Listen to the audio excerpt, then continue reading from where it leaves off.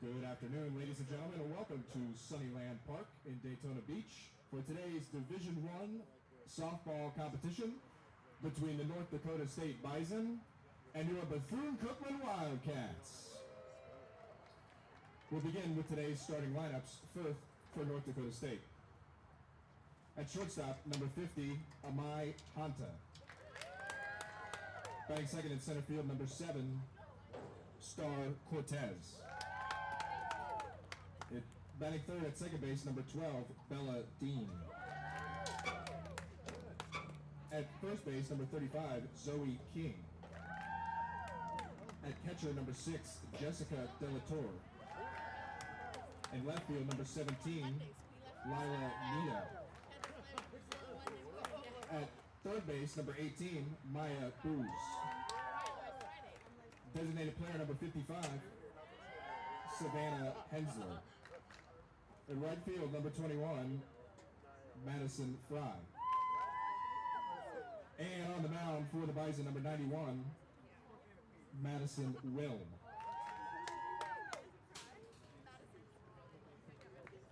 And now, the starting lineup for your Bethune-Cookman Wildcats. Leading off at center field, number 13, Emma Bradley C. Batting second, shortstop, number 15, Janelle Morrissey. Batting third at second base, number 43, Jessica Alon. In the cleanup spot at third base, number 23, Asia Gonzalez. Designated player, number 4, Queen Tawala. At first base, number 26, Ariana Reynolds. In left field, number 19, Alana Cypress. The catcher, number 5, Jasmine Maniego. In right field, number 8, Zoraya Billinger. And on the mound for the Wildcats, it's number 11, Mia Gonzalez.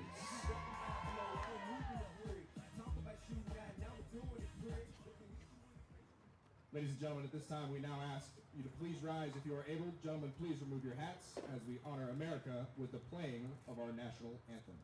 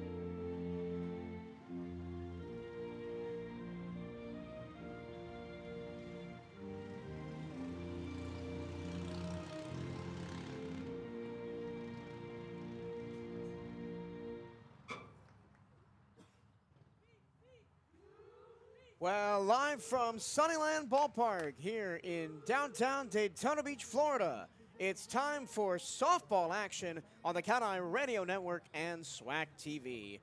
Hello and a very warm welcome. My name is Michael Tomello. Happy to have your company. Jade Barquette is along for the ride this afternoon as the Wildcats have a rare home early season game here at Sunnyland Park as they'll take on the Bison of North Dakota State. Well, the opening week of the season didn't go quite as Coach Laura Watton planned for these young Wildcats, but the 17 freshmen plus 4 returners still have a long season ahead, and it starts today against the Bison. And we knew that was going to happen, right? There's always going to be a learning curve when it comes to so many new faces on a roster, and you're playing tough competition, especially down there in Tampa. You have USF, Michigan, Florida. There was a plethora of teams down there that were going to compete, and you know, the Wildcats got an eye-opening first start to their weekend, but they're going to come back here to Sunnyland Park and wanting to get, like you mentioned, a rare home game for them and hopefully get a win out of it.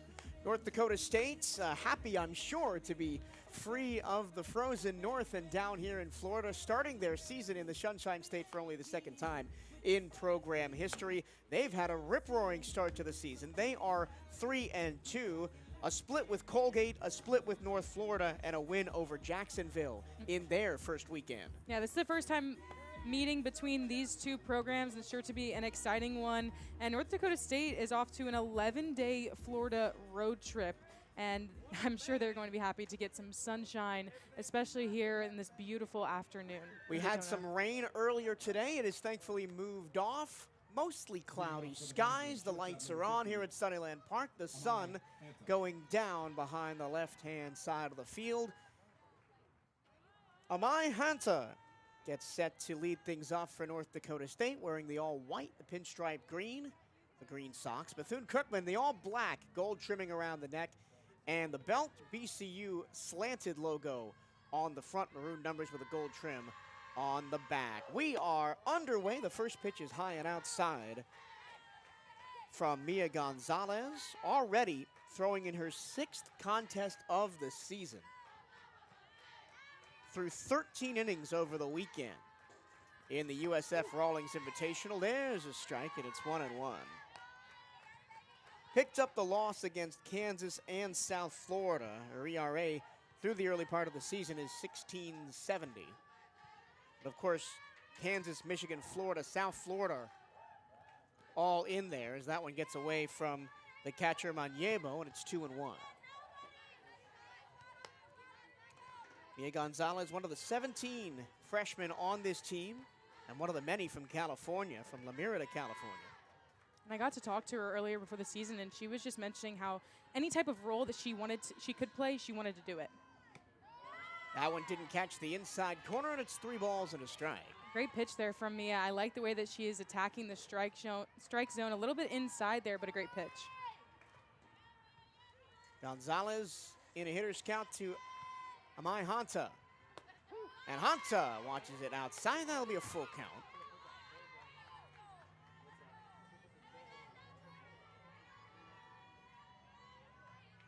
Hanta batting .333, has started all 5 North Dakota State games so far this season. A .375 slugging and 5 hits, and she'll take a walk as that one misses low and inside. So the opening runner on for the Bison.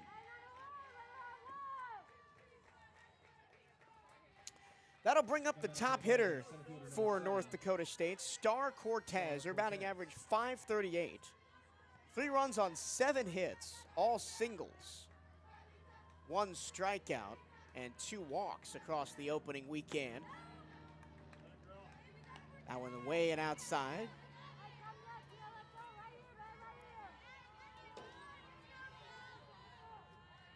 And the theme, Jade, of Coach Laura Watton's teams in recent memory. As that one is chopped towards third, they're going to go to first and get the out at first. That'll advance the runner to second. And there's 1 away. Star was quick out of the box there, but Asia Gonzalez doing a really good job of charging that ball, getting it off the hop. And then the transfer from her glove to hand was so quick that Star didn't have a chance over there at first. Now it's Bella Dean, who's the 2nd best hitter by average on this team.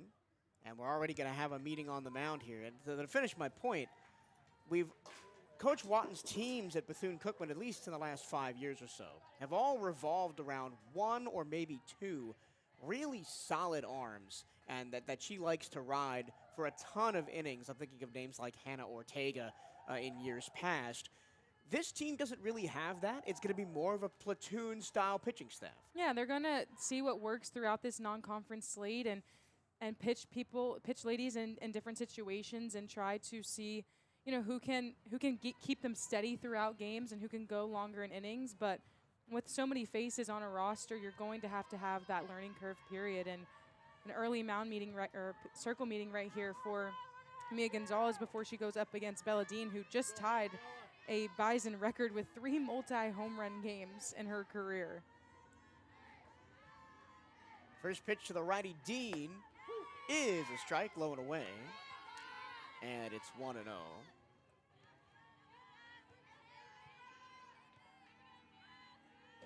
Dean, the senior from Sherrard, Illinois. Breaking ball popped sky high behind the plate.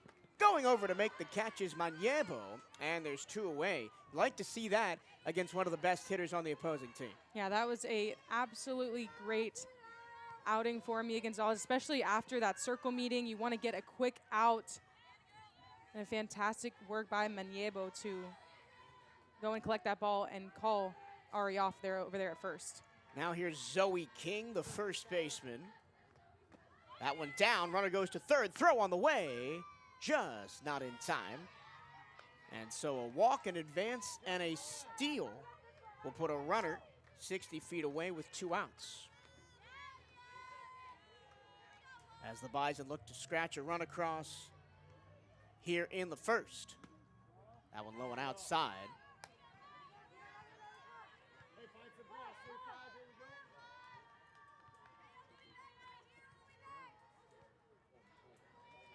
Zoe King, the senior from Westminster, California. Takes it low and inside. 3 balls and no strikes. Jessica De La Torre, the catcher, awaits on deck if this inning continues after this. Mia Gonzalez trying to work out of a runner on third. And that's a 4-pitch walk. So the only 2 base runners for North Dakota State in the first inning so far, both via the free pass. And that'll bring up De La Torre. Gonzalez, in those 5 appearances over the opening weekend, picked up 5 strikeouts and 5 walks. So her strikeout to walk ratio now -2 with those 2 in the opening inning. There's a strike, fastball outside corner to De La Torre. I like that she's aggressive with that first pitch. Right down the middle, makes De La Torre make a decision. She holds there, and good first strike.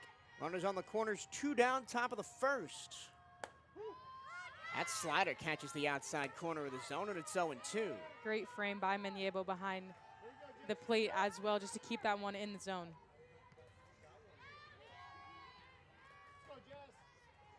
The 2 Californians going at it in the circle here in sunny Florida. That ball gets away from the catcher, and that'll be the opening run for North Dakota State. Gonzalez missed on the changeup. Manyebo couldn't handle it. And Amari Hanta comes across on the wild pitch to score the opening run, 1-0 Bison.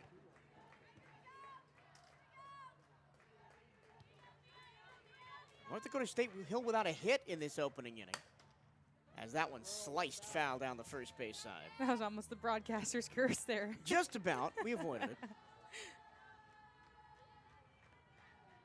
But Hanta's trip around the base, walk, advance, wild pitch, stolen base.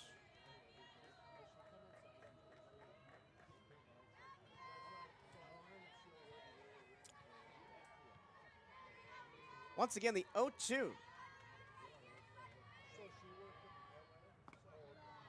Down low, 1-2.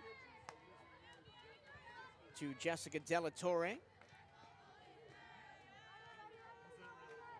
Sophomore from Pleasant Hill, California. A lot of California representation on both of these teams. And it's such a hotbed for youth softball.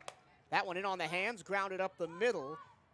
Across the diamond in time from Jessica Alon, and that'll retire the side. A run on no hits and 1 left. And we go to the bottom of the first. North Dakota State strikes first. The Wildcats were coming to bat here on the CatEye Radio Network and SWAC TV.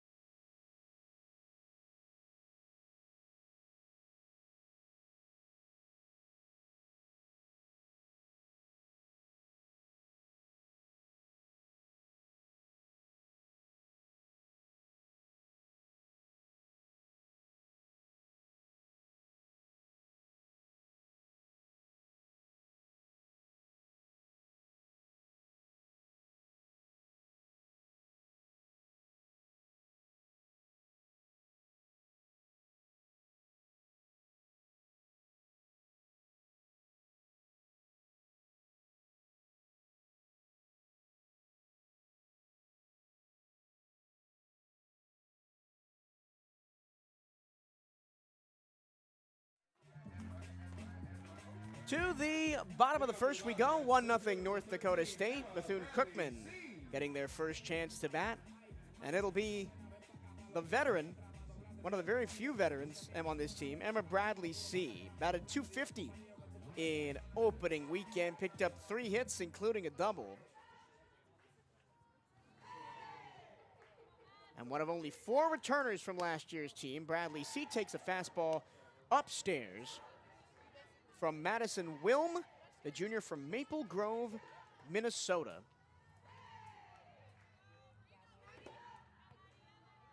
Wilm, the former Maple Grove Crimson at Maple Grove High School. Upstairs, missed on the fastball, 2-0. Making her 3rd appearance of the season, Wilm. 10 innings pitched across games against Jacksonville and Colgate. She is 2-0 with a 4.06 ERA. But again, very small sample size. Corners in against the slap hitter Bradley C. There's a strike. And it's 2 balls and 1 strike. A rare veteran for head coach Laura Watton and this Wildcat side. She's looking to lead off this bottom of the first inning and just get her team going here. Here's a 2-1 to Bradley C. Bunted right back in front of the plate. Third baseman Bose charging, and Bradley C beats it out for an infield single. You saw how quick she exited the box. As soon as that ball was slapped down, she took off on a hard sprint, didn't look back to see if that ball was coming towards her, and beats out the throw. That is the epitome of Laura Watton softball. Yep. Small ball, get on, get over, get in. They didn't do a lot of getting in, unfortunately, in the opening weekend. Just scored the 1 run across 5 games. That had the bases loaded a couple times, had plenty of runners in scoring position, just didn't come across with the clutch hits. Here's Janelle Morrissey, the shortstop. First pitch, high, ball 1.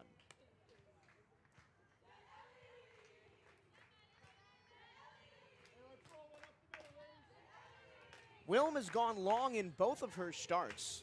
6 1/3 against Jacksonville, gave up 2 runs on 6 hits. Then 4 innings against Colgate, gave up 4 runs on 4 hits. Throw back to first, Bradley C is in there. And the count is 2 balls, no strikes. I like the patience from Morrissey right now. Not trying to jump at the first pitch or the second that was thrown, just trying to get her own.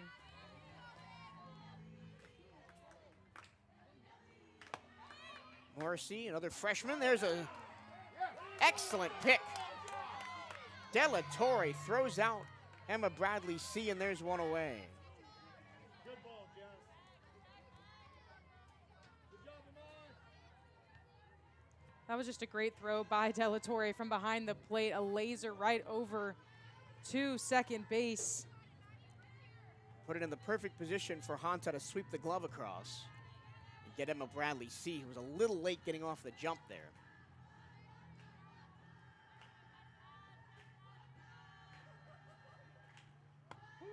There's a strike on the inside corner to Morrissey, and the count goes 2-2. Well, I'm going to feel a little bit more confident now. 1 out, nobody on base. Morrissey has to protect. Morrissey, a freshman from Frederick, Maryland, an area that Coach Watton is very familiar with. That one up and in, so a walk to Morrissey puts the runner on with 1 out. Of course, Laura Watton, former head coach at the University of Maryland for many years. So single walk caught stealing the first 3 interactions of the first for the Wildcats. And here's another one of the returners, Jessica Alon.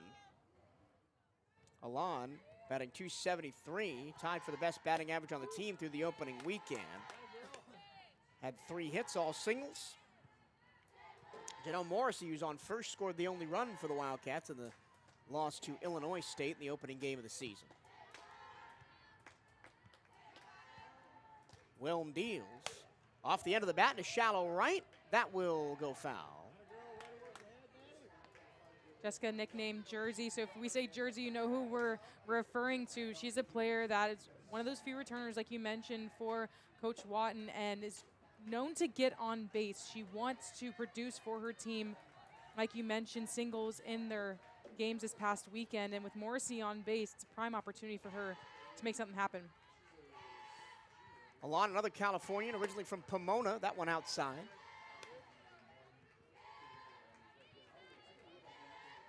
Last year started in all 49 games for the Wildcats. Hit 218 in 142 at-bats. 1-2. In the dirt, runner goes. Here's a throw again, and it's way in time. 2 straight caught stealings by De La Torre, and the Wildcats squandered 2 runners on first. And De La Torre read that the whole entire way. Morrissey, again, didn't really get the best of jumps, and then the perfect throw by De La Torre is going to make her get called out every time. Very eerily similar to the Emma Bradley C caught stealing we just saw a few moments before. And now 2 outs, and the 1-2 to Alon, up and out on the curveball, or the slider, excuse me, 2-2.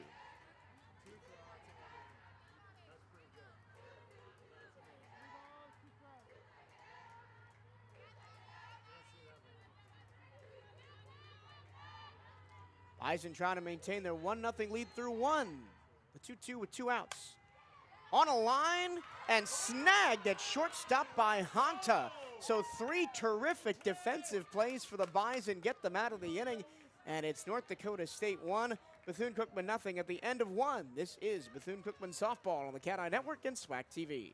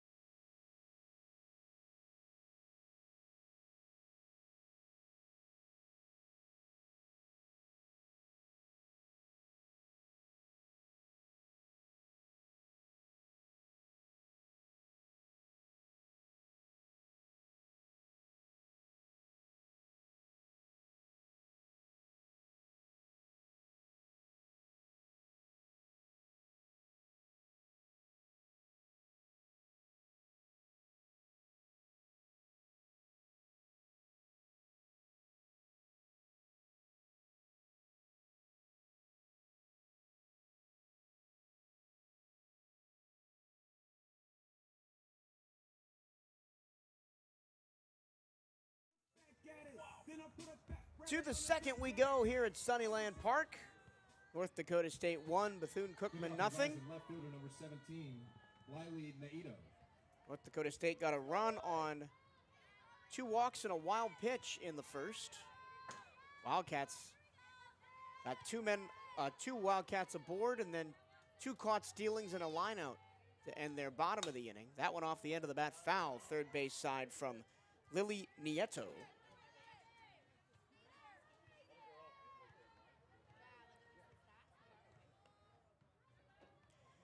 Nieto batting .333 on the young season. 3 runs on 5 hits. 1 double, 1 RBI. Mia Gonzalez continues on the mound for Bethune-Cookman, misses outside. Tried to slow that one down. A little bit of a placement there on that pitch. You saw her just tap her chest and say that one was on Mita Manyebo behind the plate. Righty to lefty, here's the pitch. Nieto grounds it to the left-hand side. A diving stop by Morrissey, but there's no play at first. An infield leadoff single for Nieto, 1 aboard for North Dakota State. Great contact on that ball from Nieto. And Morrissey doing a fantastic job of just sliding over, not letting that one get to the outfield for Cypress. I don't think she would have gone extra bases there. It wasn't that hard of a hit, but way to knock it down and keep it in the infield. Here's Maya Bose. Batting .222 on the year. Slider strike outside corner to the right hand, hitting Bose. 2 runs, 2 hits, 1 double, 1 homer, 3 RBI for Bose. Throw back to first just to hold Nieto on. Just a checker, make sure that she knows that they're watching.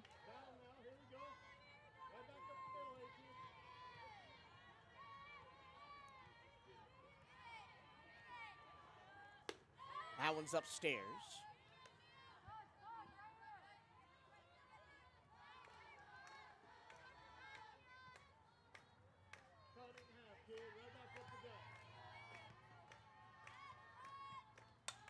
Foul the way back to the screen. North Dakota State was picked 6th in the preseason poll in the Summit League. Nebraska-Omaha was picked 1st in the Summit. St. Thomas 2nd. South Dakota State 3rd. That one up and in for a ball. South Dakota 4th. North Dakota 5th. North Dakota State 6th ahead of UMKC in 7th. Wildcats were picked 4th in the Eastern Conference of the SWAC in their preseason poll behind Jackson State, Alabama State. That one chopped towards the third base side. It will roll foul. Also notable in 2025 for this North Dakota State team, where they had the fewest Ks in the Summit League, averaging 3.32 per game. So this is a team that is very disciplined at the plate. They're going to pick their pitches and make the pitcher in the circle pitch to them. Swing and a miss. Throw down to second to try and get the runner, not in time, but the first strikeout of the game for the Wildcats on a really nice changeup on the outside. Bose goes down. Mia Gonzalez heard me, and she said that stat changes today. Beautiful pitch by her. And the Wildcats are right back in it here in the second. Here's Savannah Hensler with a runner on second. And one down here in the second. Already 2 steals, for North Dakota State. Hensler, the designated player, in the dirt. Conversely, from their Ks, they led the league in stolen bases and stolen bases per game last season in 2025. So I'm sure we'll see more than just 2 here in this game. Hensler's only second at bat of the season right now, as she hits one in the air to right center field. That's going to split the outfielders and score at least 1. Hensler's going to replace Mieto at second, and it's 2-1 North Dakota State. Second at bat of the season, and Savannah Hensler gets her first hit and first RBI. What a way to make a statement here, not only in this game, but for your season. Hensler just absolutely drove that one into the gap of right center field.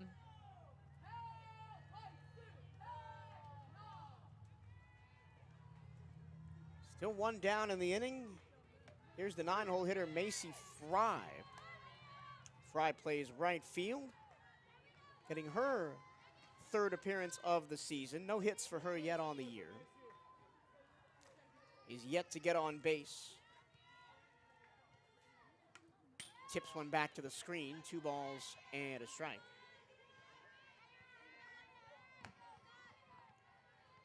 Hensler on second after her RBI double made it 2-0 North Dakota State.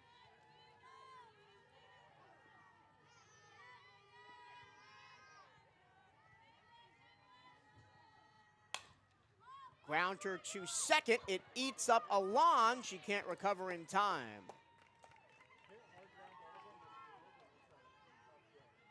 That'll put runners on the corners with 1 out. That ball hit really hard right at Jersey. Maybe taken a little bit of a weird bounce right there, right in the dirt before she had to shuffle over to receive it.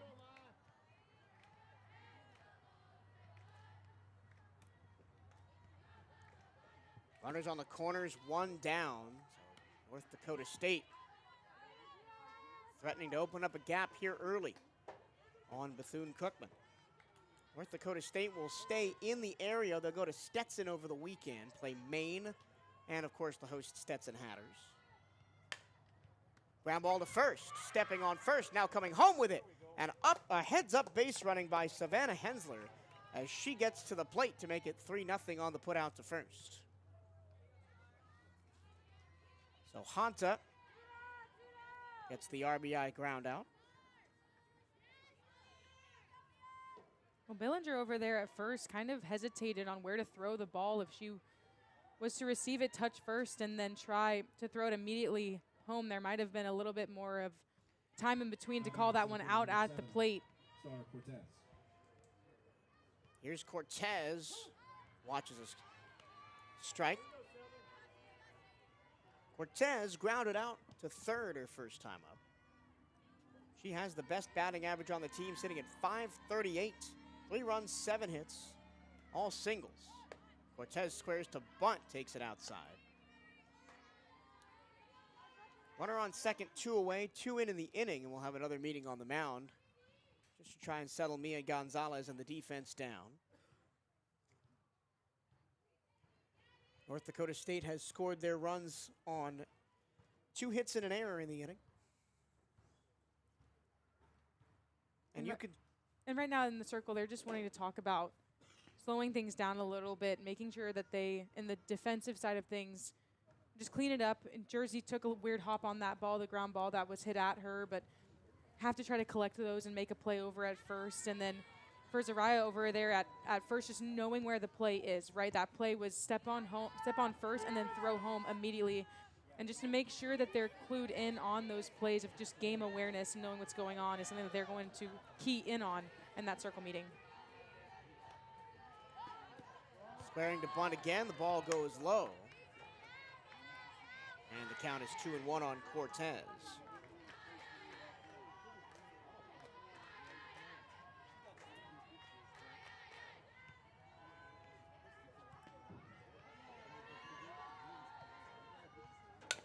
On the ground, a short, and that gets by Morrissey.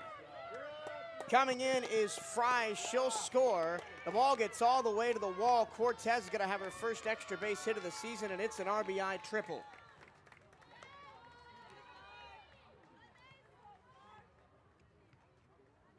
That was just a great piece of hitting. She hit it hard at Janelle Morrissey, who was right there at shortstop. Again, it took a hard bounce. The infield for the Wildcats right now playing a little bit hard. So when the ball hits it, it's popping up weirdly into their glove, and that one was hit hard enough that it went all the way to the wall. Slider outside to Bella Dean.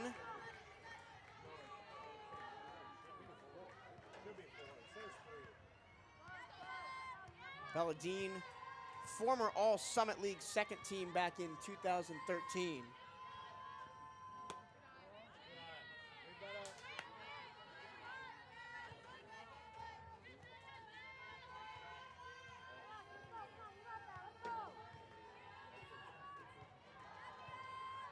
Runner on third, 2 down. Wildcats behind 4-0. There's a strike on the outside corner. I want Mia to be aggressive here. Bella Dean is a great hitter. However, your team just needs confidence right now behind her. Go at Bella, make her swing at your pitches. You have a mix that you can throw at her to make her miss. Dean, the reigning Summit League performer of the week, had 4 home runs on opening weekend. And that one popped up behind the plate on the changeup. Oh my goodness. In and out of the glove of Maniebo. And that'll just go for a towering strike. It will send Cortez back to third. Obviously frustrating there for Jasmine behind the plate, but that ball had some weird backspin on it as it was coming down, and she just couldn't secure it in her glove before wanting to make the next play. So another lease on life for Dean. Gonzalez winds and fires. High fly ball to right field. That will be caught on the run by Bellinger, and that'll do it for the inning. 3 runs on 3 hits and 1 error. And we go to the bottom of the second. North Dakota State 4, Bethune-Cookman 0 on the CatEye Network and SWAC TV.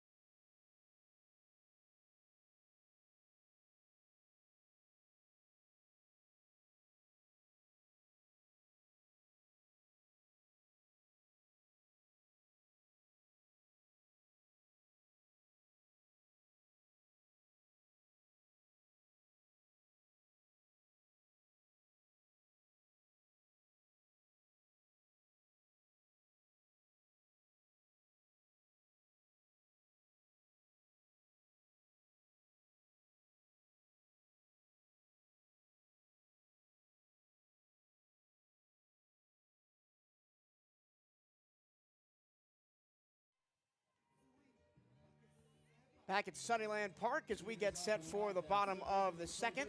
Asia Gonzalez. 4-0 North Dakota State is our score.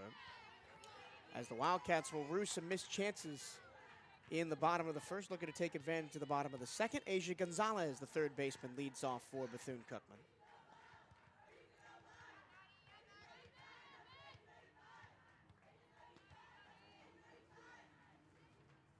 Asia Gonzalez had 2 hits on opening weekend and 8 at-bats. It also took 3 walks, so a high OPS for Asia Gonzalez.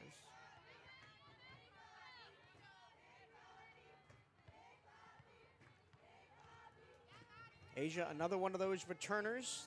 The elder statesman on this team is a redshirt senior. Swing and a miss. Strike 3. Down goes Asia Gonzalez. Nope, not strike 3, my apologies.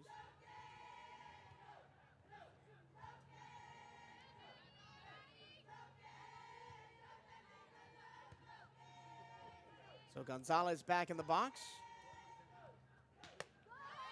That'll be strike 3. She waves and misses on a slider outside. Great pitching from Madison Wilm there. She goes right at her for that second strike. Fastball right down the middle. A little bit of a rise on it. And then that one got her chasing outside. Same speed on it, though. Great pitching from in the circle. So stepping into the box is another one of the highly touted freshmen on this roster, Queen Tawala. Now batting number 4, designated player Queen Tawala. Tawala fouls one off.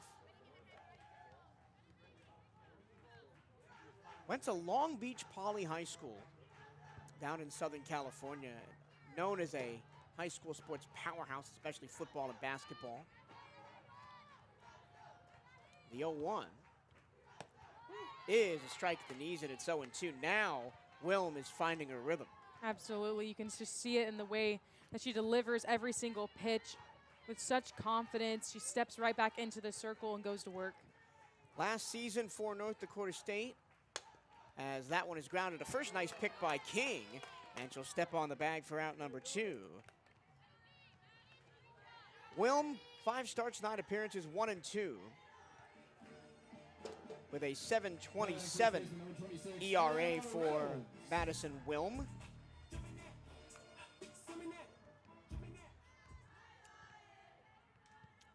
Did grab 1 Summit League Pitcher of the Week award. Now on a strike at the knees to Ariana Reynolds.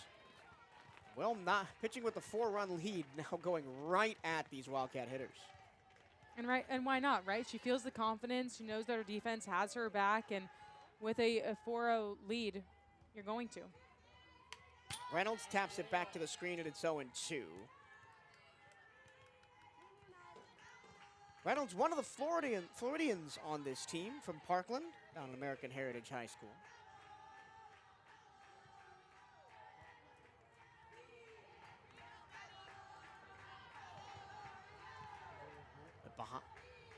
Behind in the count here. Outside, and the count is 1-2.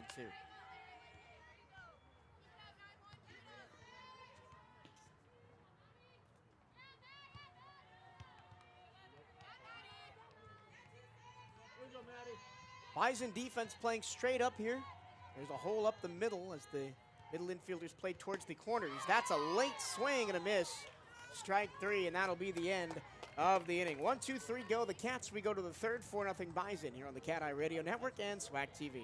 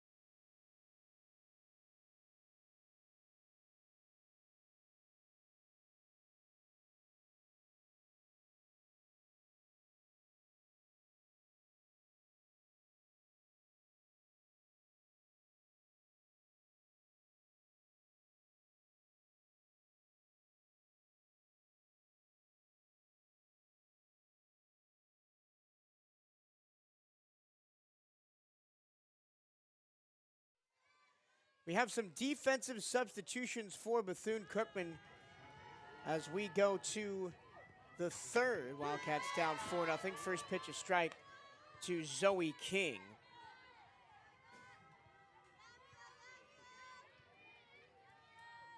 Looks like Ari will go to third base for the Wildcats. Reynolds will be now at third.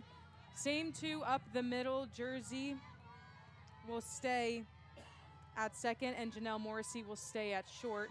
Queen will now be at first, and then Asia Gonzalez behind the plate.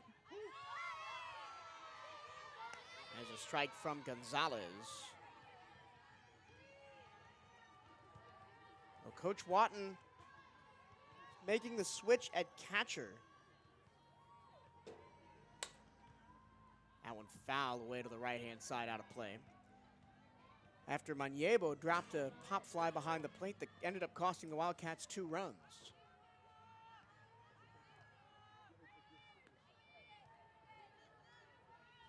It's now a Gonzalez to Gonzalez battery. With Mia pitching and Asia behind the plate. Change up, popped up, just behind the infield. Jessica Alon makes the squeeze, and there's one away. Defensively in the outfield, everybody stays the same for the Wildcats, but you did see the change behind the plate like you mentioned, Mike. Now batting catcher, And Coach Wadden is not going to play about the defensive plays, especially with that extra base hit that the Bison did have in that inning. And it wasn't caused by that play, but they could have been out of it earlier. Here's the catcher, Jessica Della Torre, grounded out to second base her first time up. That ended the first inning.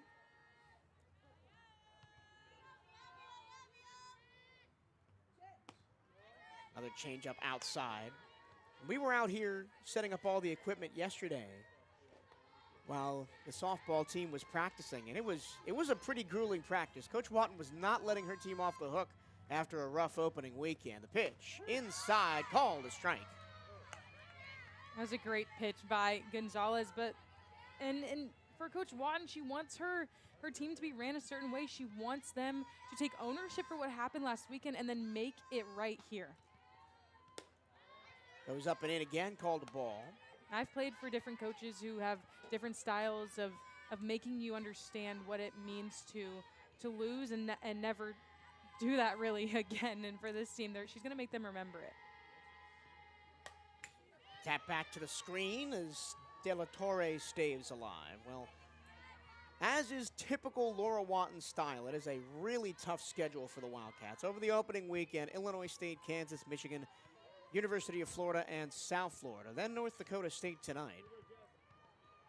As the pitch is turned on and hit in the air to shallow left in the Bermuda Triangle, but Cypress is able to come in and track it down for out number 2.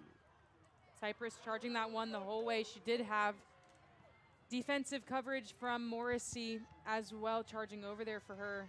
And you've mentioned the teams that this Wildcats team has played this past weekend. And then tonight, obviously, with North Dakota State.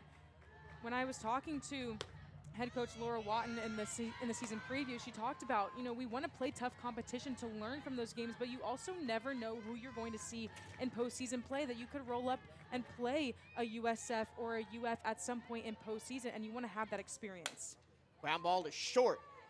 Fielded by Morrissey. Crossed the diamond, and the Wildcats use the defensive substitutions to their advantage, and 3 defensive plays make the Bison go 1-2-3. We'll go to the bottom of the third. Wildcats down 4-zip here on the CatEye Radio Network and SWAC TV.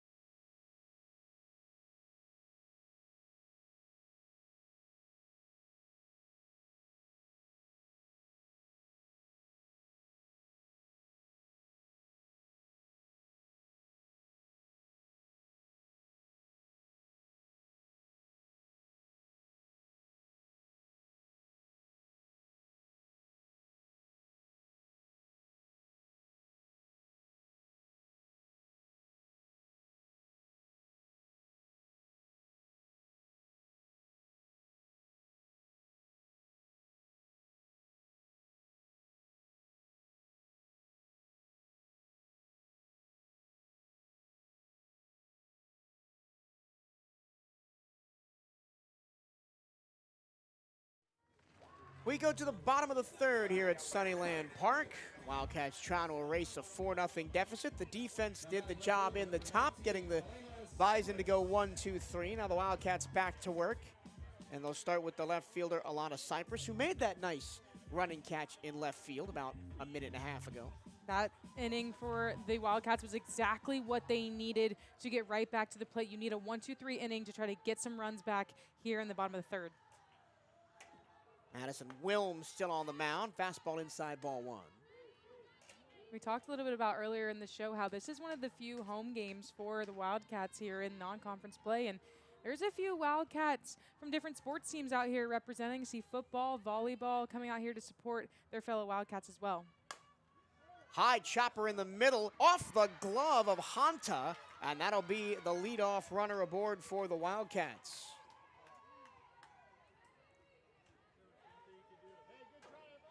And not the best piece of hitting from Alana, but she did what she needed to do, right? She got the ball down over the head of Madison in the circle, and then there wasn't a play really to be made over there at short, and she beat it out. Officially scored an infield single for Cypress.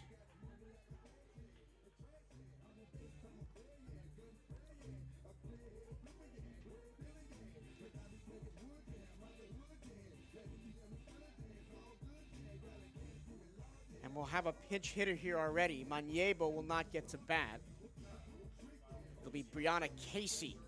So with the defensive changes, Brianna Casey will step in as the designated player for the Wildcats, with Queen going to first base. Asia Gonzalez behind the plate now for Maniebo.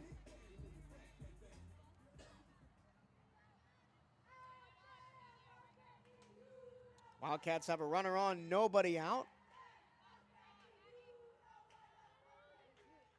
And here's the freshman out of Wellington High School in Loxahatchee, Florida, takes a strike.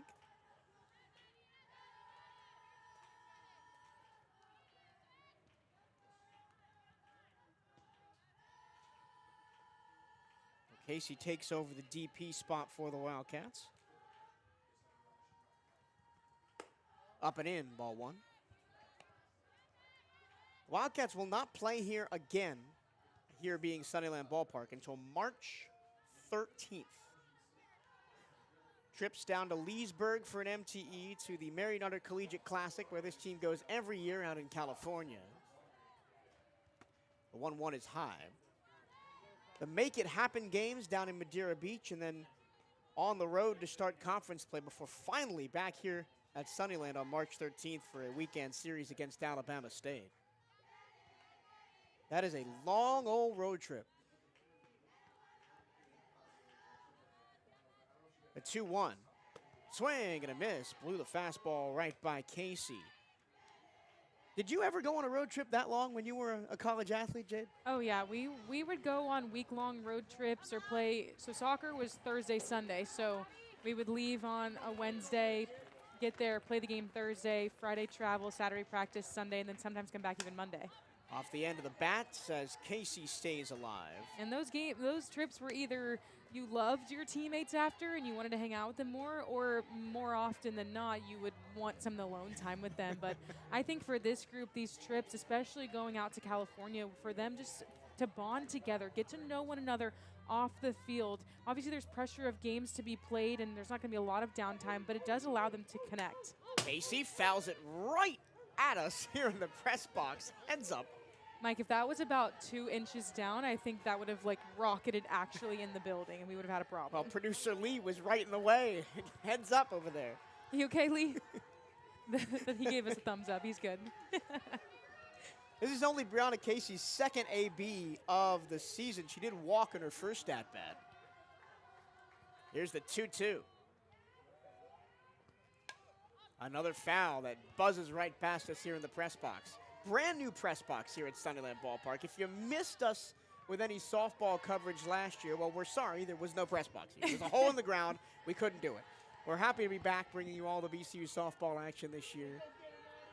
We're so grateful to the city of Daytona Beach for putting this together and continuously improving this facility. Tapper right back to the pitcher.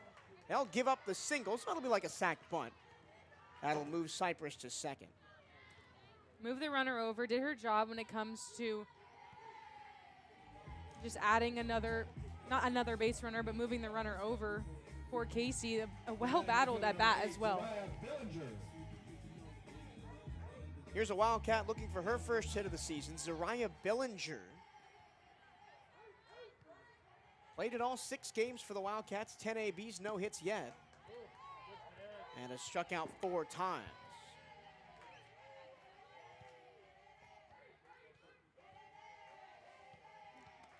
Billinger, another California native from Huntington Beach, has Cypress on second with 1 out. Swing and a miss and a fastball outside.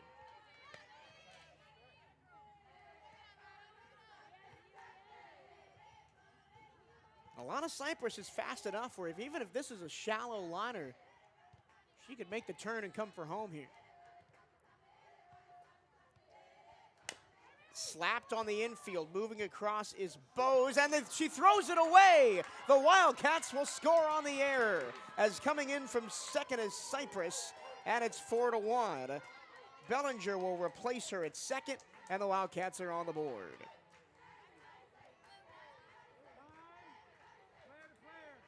Well, they will definitely take the error in the field by Maya Bose over there at third base. Zariah did a fantastic job of just continuing her run round first, and then Alana, like you mentioned, speedy. As soon as that ball was hit, took off from second and didn't look back once as she crossed home. And it's heads-up base running too, right? 'Cause absolutely. You see a ball chopped like that on the infield, you could just be, you know, put your head down, get to third, try not to be tagged out if they decide to go that way. But no, head up all the way, saw the error at first, made the turn. Coach Laura Watton telling her to go, go, go as well, giving her confidence just to breeze through home. Now we're back to the top of the order. Here's Emma Bradley C. as she watches one down low for ball 1. Bradley C singled in the first, but was caught stealing, the first of 2 caught stealings by Delatorre behind the plate. Bradley C and Morrissey both the victim of a throwdown. Still a runner on second and 1 out here. Way outside. And having runners on changes the entire dynamics of innings, because now pitchers have got to worry about steals, they got to worry about wild pitches and advancing runners. There's a lot less freedom in the circle, especially with a runner in scoring position. Ball outside again to Emma Bradley C. And for Emma now at the plate, she has her teammate in scoring position. 1 run on the board already in this inning. Only 1 out, so can she ride this momentum? That gives her a little bit more confidence behind the plate as well to pick out her pitch to hit. Here's the pitch. Outside of a 4-pitch walk to Emma Bradley C. Delatorre looks Billinger back to second, so the Wildcats will have runners on first and second with 1 out. So 2 straight trips to the bases for Emma Bradley C. A productive opening to the game for her. Yeah, and she saw all 4 of those pitches the same, basically from Madison Wilm outside, trying to get her to chase on that bottom corner of the strike zone. But Emma Bradley C, a vet on this team with head coach Laura Watton, not going to fall for those tricks and saw it all the way. Now here's Janelle Morrissey with 2 on and 2 out. Bunts it back to the pitcher. Bosey fields, fires in time. The runners will move up. And that play was about as close as it gets, Mike. Head coach Laura Watton was up and on the baseline trying to argue with the umpire from across the field. But again, moved the runners over. Now there are 2 outs, so. That's one of those where if you have review, you might look at it. No review here at Sunnyland Ballpark. It was a bang-bang play, though, very close over there at first. First pitch, low ball 1 to Jessica Alon with a chance to really make this game interesting. Wildcats down by 3, runners on second and third, 2 outs here in the bottom of the third. And credit to Bella Dean, who's playing second base for the Bison. She had to go cover first because the entire corners of the infield and the pitcher converged on the ball. That one just outside. Alon made hard contact her first time up. It was a terrific play by Hanta at short to deny her a double back in the first inning. Looking to make similar hard contact here.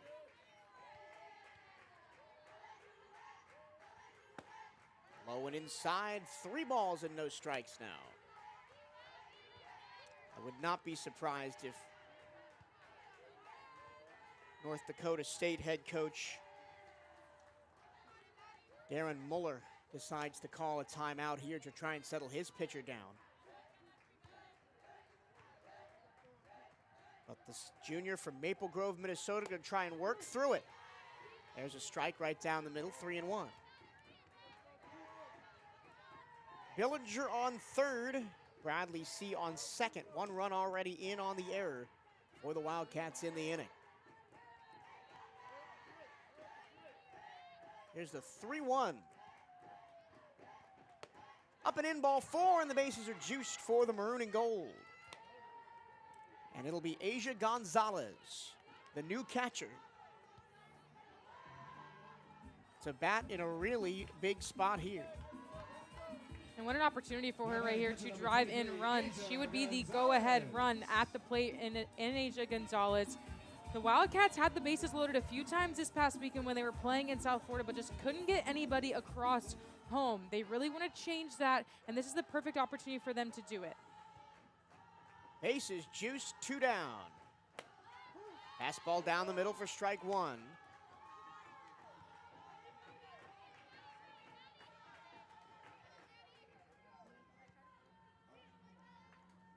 Madison Wilm from a really athletic family. Her dad played college soccer. Her uncle played football.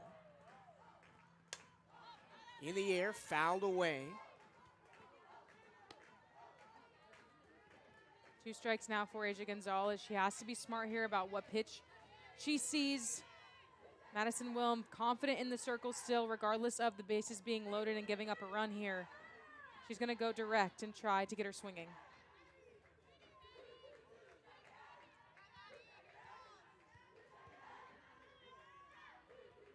Way outside, and De La Torre's got to be careful that that doesn't escape to the backstop with Billinger 60 feet away.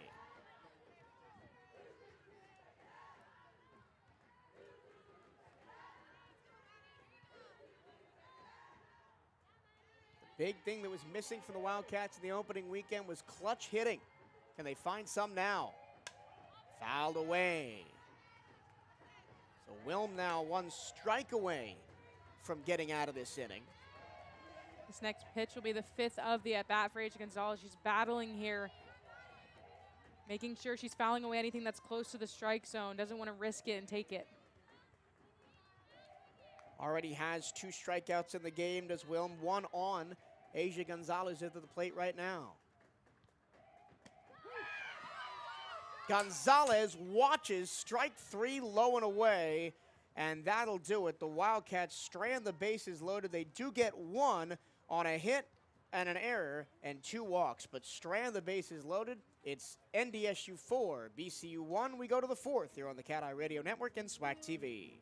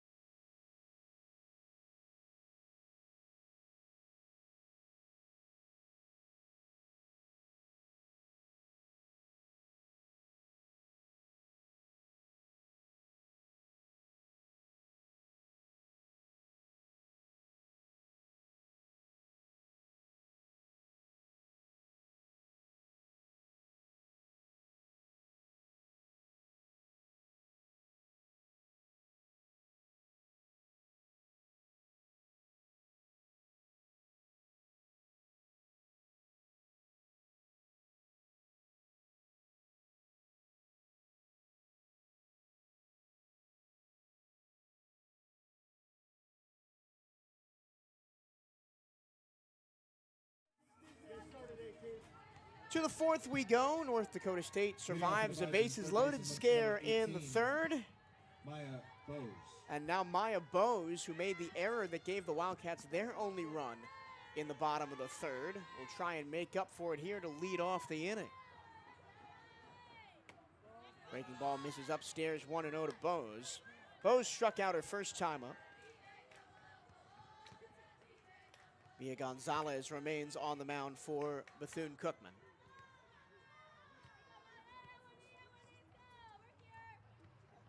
And Asia Gonzalez remains at catcher.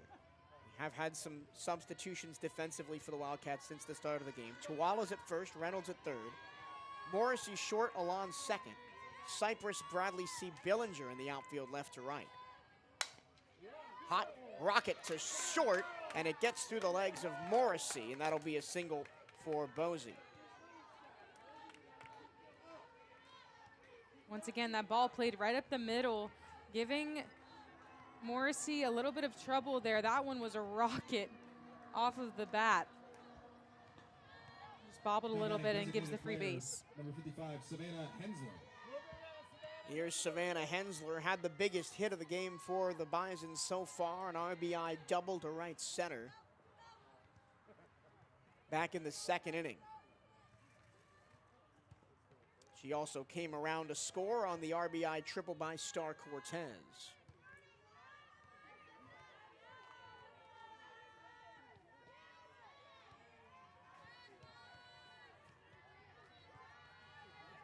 A 1-0. There's a strike, and it's 1-1. Nothing like playing softball under the beautiful eastern Florida sunset. There was some rain about an hour before first pitch this afternoon, but it had cleared off, and it's a beautiful evening here in Daytona Beach. Shot towards third. Charging is Reynolds across the diamond in time. So Bose goes to second. Hensler is out, and there's one away. That looked like a veteran play by the freshman, Ariana Reynolds, over there at third. A perfect pick right off the bounce. And again, delivered it over to Queen at first cleanly. Now batting right fielder number 21, Macy Fry. Here is Fry, reached on an error and scored her first time up, takes a ball inside.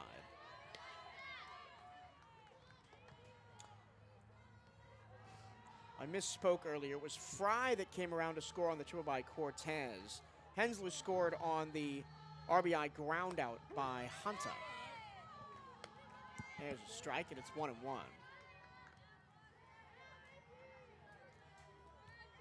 Macy Fry had the really quick ground ball that ate up Alon at second. Change up upstairs.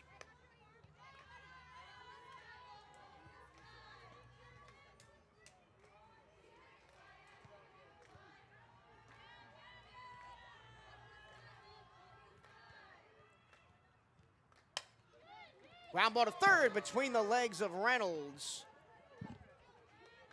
Bose will hold at third. There'll be runners on the corners with one down. Ariana charged that one just a little bit too hard. Didn't get the glove fully down on the ground to collect it. But again, a great job by the cover defense from Janelle Morrissey to not let that one trickle into the outfield, because if so, there was enough time for the runner to score. Ball outside. First pitch to Amai, Hanta, as NDSU begins their third time through the order. Both of these teams have a common opponent coming up in the next couple of weeks. They'll both play Long Island University. There's a ball low. The Wildcats will get them this coming weekend twice down in Leesburg, and then in 2 weeks, North Dakota State will play LIU at the Gopher Indoor Classic in Minneapolis, along with Central Michigan, Iowa State, and Minnesota. Is that actually played indoors? It is. It's a big inflatable building, and they play indoors. I wonder what that air quality's like. You kind of have to at this time of year, yeah, though. absolutely. I mean, the 11-day road trip for the Bison. They'll throw down to second. They try to cut it off and make the play back at home, and they can't do it. Bose scores, and it's 5-1 North Dakota State. Everybody's safe as Fry moves up to second. It's like a double steal action from the Bison. The Wildcats ran the right play to break it. The throw from Gonzalez behind the plate was a little high. What you do in that situation is you have the second baseman or the shortstop, whichever way you want to run it, come and stand between the mound and second base and then throw immediately back to home. And that's what Jersey did. She cut it off perfectly, but it just wasn't in time. The throw from Gonzalez wasn't hard enough to get all the way to second in time for her to cut it off and then return it back to the plate. We'll see that a lot when we go out and cover baseball because of how aggressive Coach Hernandez is on the base paths, especially with runners on the corners with the double steal. So a lot of teams against VCU baseball will run that exact same play. North Dakota State going across town to DeLand this weekend for the Hatter Classic. They'll play 2 each against Stetson and Maine. Friday, Saturday, and Sunday. Maine, again, I'm sure to get out of the cold, they're happy to do that as well. A lot of teams from up north will come down here, or Texas, or California if you're on the West Coast, for multiple weeks of the beginning of the season. And it's worse in baseball. I remember 2 years ago, we had our season opening series over at the Jack against the Stonehill Skyhawks. And I think they stayed in Florida for almost a month. They played us, they played UCF, they played FIU, they played Stetson, they played South Florida, they played everybody. And might as well load your schedule up with as many Florida teams or East Coast, southern part of the United States as you can, so you stay in that warmth for a little bit longer and just evade the snow and conditions that you really can't play in. So after the meeting on the mound, Honta stands back in. It's a 2-0 count.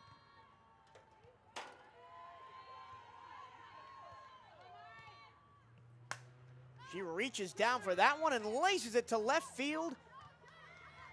Making the turn at second and coming all the way in is Macy Fry. It's an RBI double for Honta.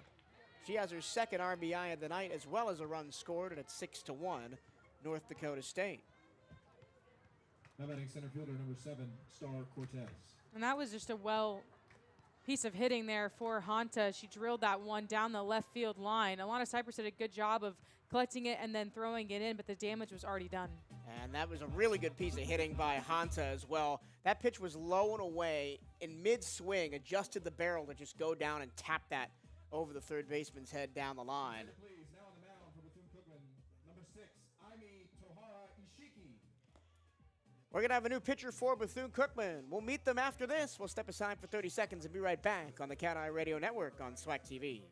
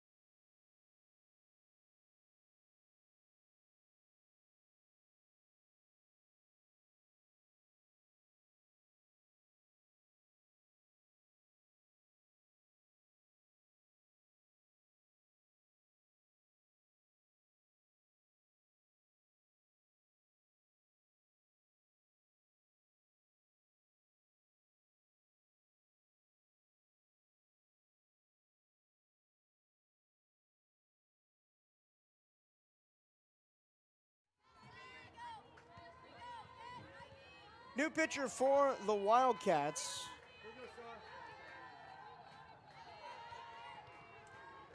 Is Aimi Tohara Ishiki.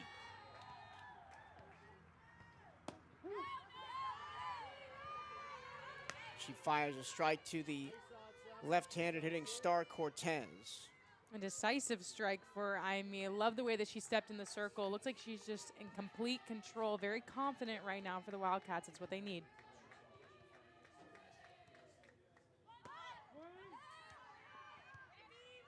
There's a strike as Cortez squared to bunt, missed it. And Gonzalez holds Hanta on at second. Ishiki from Lima, Peru. Second straight year we've had a Peruvian on the team, and Thais Uyema, who was here the last 2 years, and Ishiki are friends. And that is why she is here at Bethune-Cookman. Started at Miami-Dade College last year, Ishiki. Had a 3.91 ERA and 138 innings pitched with 6-12. Averaged just under 3 Ks per 7. That one low and away, 2-2. And sometimes coaches don't even need to do any recruiting. They just need their friends to tell each other what's going on here at Bethune-Cookman, and boom, recruiting's done.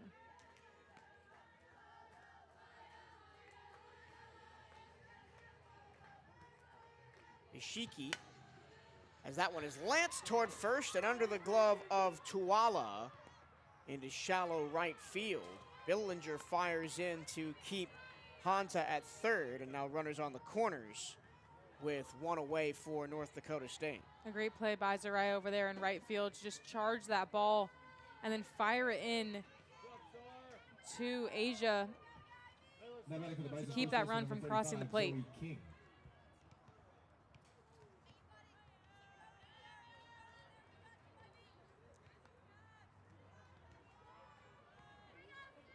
Runners on the corners, one down here.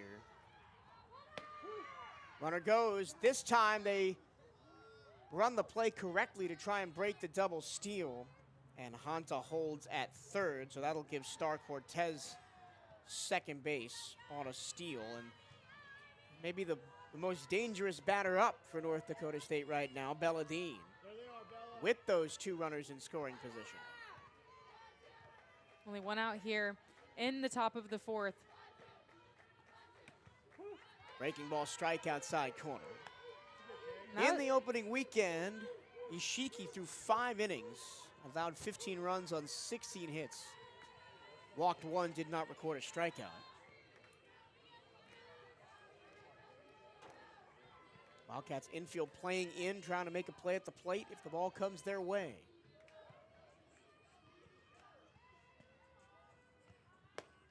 Breaking ball outside. Dean doesn't offer at it.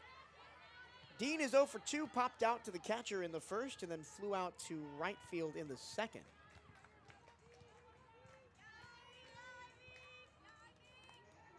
Line drive somewhere, 12.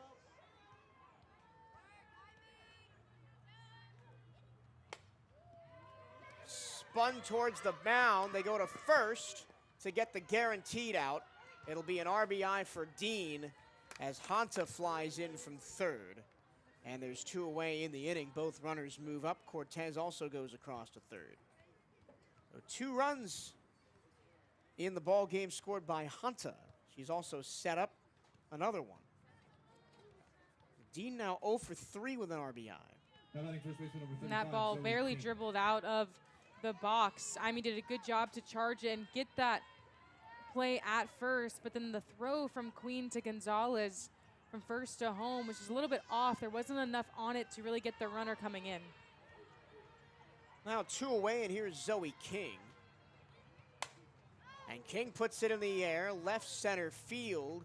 Bradley C. calls off Cypress and ends the inning, but 3 more come across for the Bison on 4 hits. They strand 1, and it is 7-1 North Dakota State as we go to the bottom of the 4th here on the CatEye Radio Network and SWAC TV.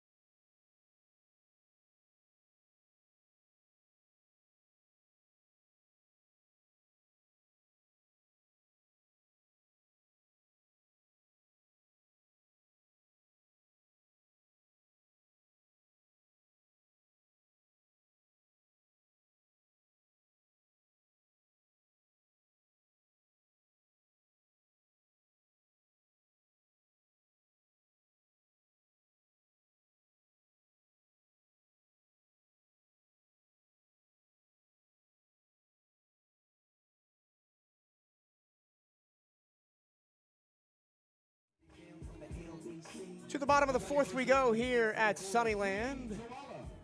North Dakota State uses 3 in the top of the fourth to extend to a 7-1 lead over Bethune-Cookman. It'll be Queen Tawala to lead things off for the Wildcats here in the bottom of the fourth. Ball down low from Wilm.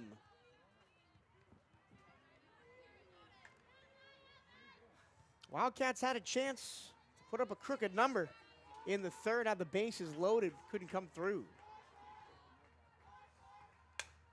Tawala down the line, that's just foul.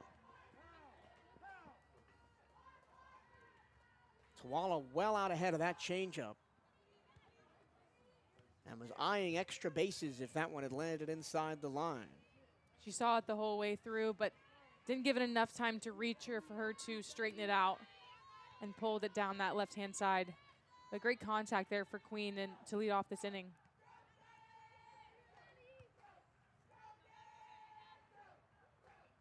Tawala watches one in the dirt. 2 balls and a strike.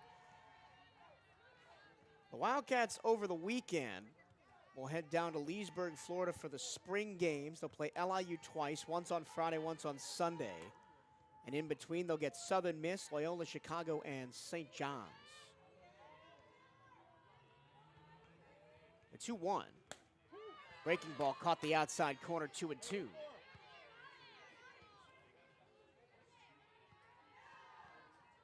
That's the first time we've really seen Wilm go to the slider. A lot of lateral movement on that.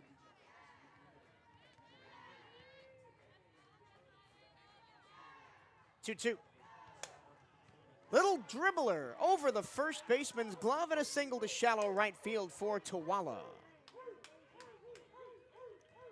Mike, I don't know if I would call that a dribbler. That was a solid piece of hitting there by Queen right over the first baseman's head for the Bison, and a great way to lead off this inning for the Wildcats, where they've just dealt with a little bit of adversity here in the central parts of this game so far. She did a great job of just getting on base. Now the way she made contact with that on the inside part of the bat, that one's popped up by Reynolds and caught by King for the first out. But the way Tawala made contact with it right off the inside part of the bat, almost off her hands, I thought that was going to go straight down, and she just kind of muscled it up over the first baseman's head. Whatever gets you on base, I know that she's going to be happy with. Her teammates and coaches will as well. A lot of Cypress right back to the mound, could be 2, but it's thrown into center field by Wilm, and everybody will be safe. So Tawala to second on the air, and Cypress to first on the fielder's choice. And the Wildcats have 2 on with 1 out. Circle meeting for the Bison right now. Just to calm things down, they know it can get out of hand quickly if they let the momentum stay how it is. Cypress taking that first pitch that she could. And again, not clean hit, but enough to get her on base because she's so quick, and they were worried about getting the double play for Queen, and Will making that error, throwing it into the outfield, was enough for both of them to stay on base, and an opportunity for the Wildcats to add some more to the scoreboard here. It's Brianna Casey, grounded out to the pitcher her first time up. Strike at the knees. The defending SWAC baseball champions are back at the Jack. Come catch Bethune-Cookman on Friday, February 13th as they host Bradley for the 2026 home opener. Admission is free at Jackie Robinson Ballpark, or it'll be live here on the CatEye Network or at bcuathletics.com/radio. Up and in for a ball. They go to second, now back to third and out, and now to second. And in safely is Cypress. So Tawala caught stealing. And Cypress will go to second. So now there's 2 away in the inning and a runner on second. Wildcats trying to be very aggressive to try and get something across in the inning.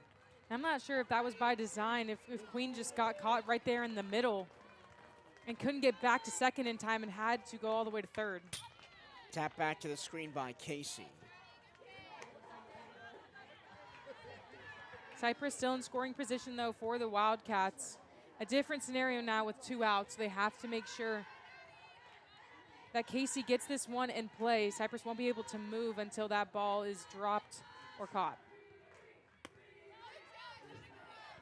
Nice job by Della Torre behind the plate to keep that high one from going to the backstop.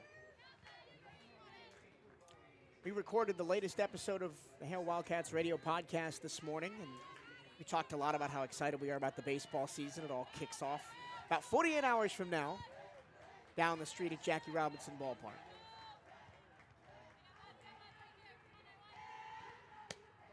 Outside.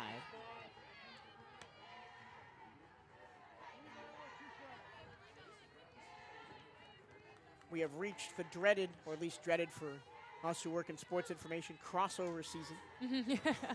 It is most definitely the midst of crossover season right now with golf and tennis, baseball, softball, men's and women's basketball. Swing and a miss and a fastball up and in. And that'll be the end of the inning as Casey strikes out. Well, the Wildcats again squander runners on base. They leave 1, and that'll do it. We go to the 5th, 7-1 Bison over the Wildcats here on the CatEye Radio Network and SWAC TV.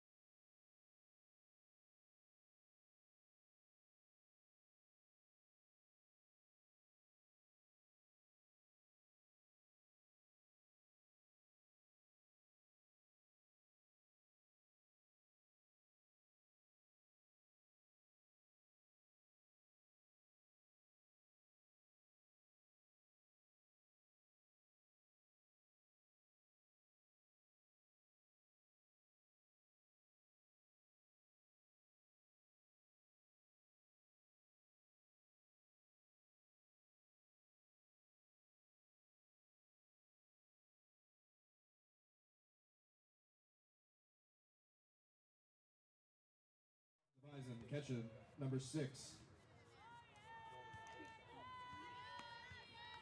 Jessica Della Torre. Jessica Della Torre leads off for the North Dakota State Bison here as we go to the 5th. Wildcats down 7-1.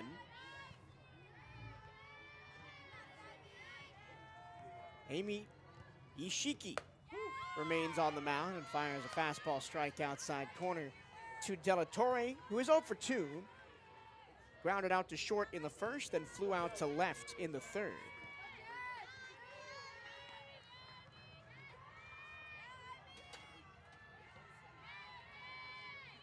The 0-1. Inside 1-1. What I think has been even more helpful to her team. Della Torre has made some impressive plays behind the plate tonight to keep the ball in front of her, not allow the Wildcats to either advance on the base paths or score at all, and that's been huge for the Bison. 1-1. Changeup fouled away, and it's 1-2. Yeah, there was definitely one when the Wildcats had the bases loaded with 1 out back in the third. There was one that almost got away from her. She reached all the way across her body into the opposite batter's box to save it from going to the backstop, and the Wildcats would certainly have gotten 1, maybe 2 out of that. 1-2 from Ishiki.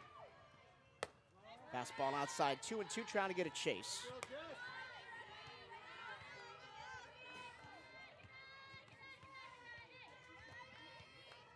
Line drive somewhere,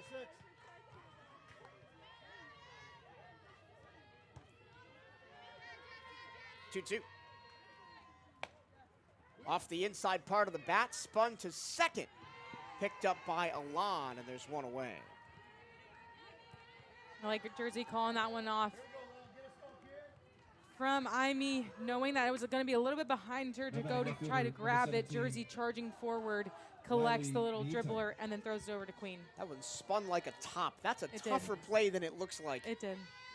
Especially with the way the infield's been playing, it seems a little bit tough out there. Hard bounces have plagued the infield, so good play by Jersey. Fastball for a strike on the outside corner to Lily Nieto.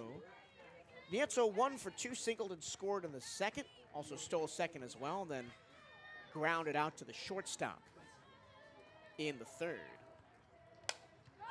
Change up, popped up, shallow left. The shortstop, Morrissey, makes the play, 2 outs.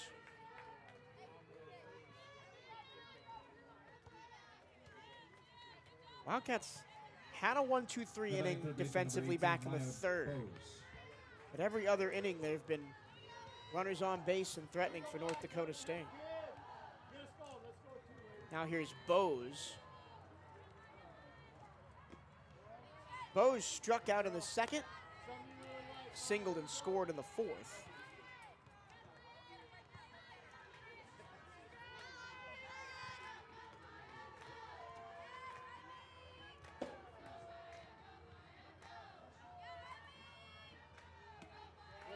Low and inside from Ishiki. Bose from Billings, Montana, but started her college career in the deep south at McNeese State in Thibodaux, Louisiana.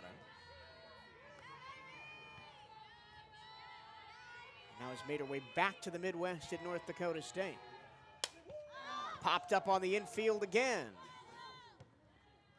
It's going to be Morrissey again to retire the side. Quick 1-2-3 for the Bison. We go to the bottom of the fifth. Wildcats searching for offense. Down 7-1 here on the CatEye Radio Network and SWAC TV.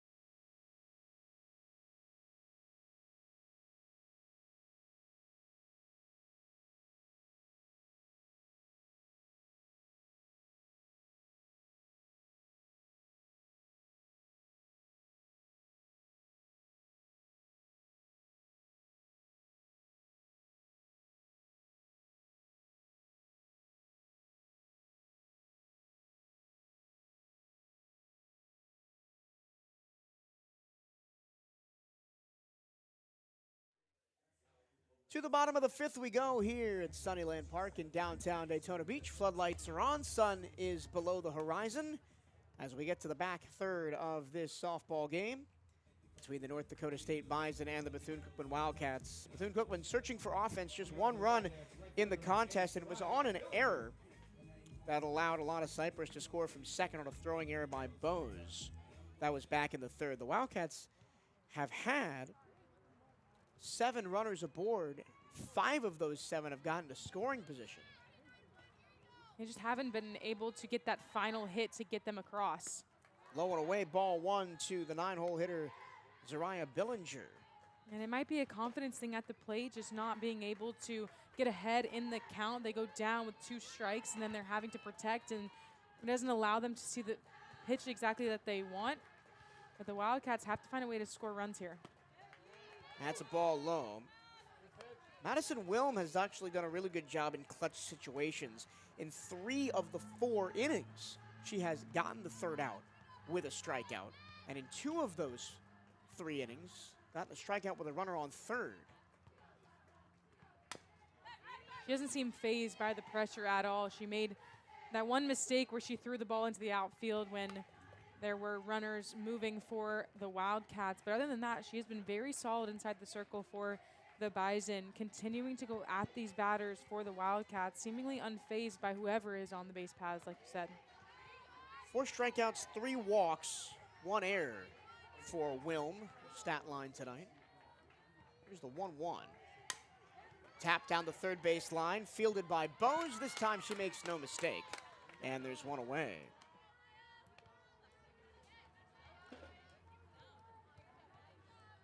Bose making a very quick decision whether to play that or let it go foul. And she decided pretty quickly that that was going to be played. She charged it like a routine ground ball and then fired it right over to first.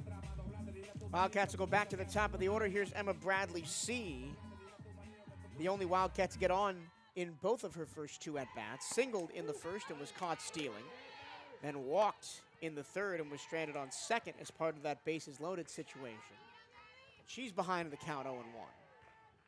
Mike, look at the massive shift from the outfield of the Bison. Left fielder is almost on that left side. And it doesn't matter because Emma Bradley C. with a seeing eye shot right over Bose's head at third for her second single of the game and third time to the base paths overall. It's the kind of consistency that Coach Watton is looking for the entire lineup. Yeah, absolutely. When I was talking about their left fielder, Lily Nieto was basically on the base path, the base line on that left field side, and Emma Bradley C. hit it directly in the gap between short and third and drove it through the gap to get herself on base. That's a veteran hit for the Wildcats and a moment where they need somebody on base right now. Here's Janelle Morrissey, walked her first time out and was caught stealing, then grounded out to third in the third. She's got Bradley C. aboard with 1 out here in the 5th. Wilm deals off the hands, and that one is a fair ball, and this is going to be almost a double play as Emma Bradley C. survives the rundown and dives back into first. So that one skidded foul, but ended up coming back fair because there was so much top spin on it. So Morrissey is out 3 unassisted. Now batting second baseman, number 43, Jessica Alam. That's a little unfortunate as Morrissey, and both Morrissey and Bradley C. weren't running because they thought that was going to spin well foul. Emma was in a spin cycle right there, going forward and back and then diving back to first. And I think because she stayed close to first, that was why she ended up being safe, because it was an easy dive back to the first base bag. Now with 2 away, here's Jessica Alon, 0 for 1 with a walk. Takes a strike low and away. 1 ball, 1 strike. Alon made really hard contact in the first, lined out to short on a nice leaping play by Honta, and walked and was stranded on first in the third. Grounder to the third base side. The shortstop Honta throws to first, and that'll be the inning. So the single by Bradley C. is all the Wildcats get. We go to the 6th. The score holds 7-1 North Dakota State on the CatEye Radio Network and SWAC TV.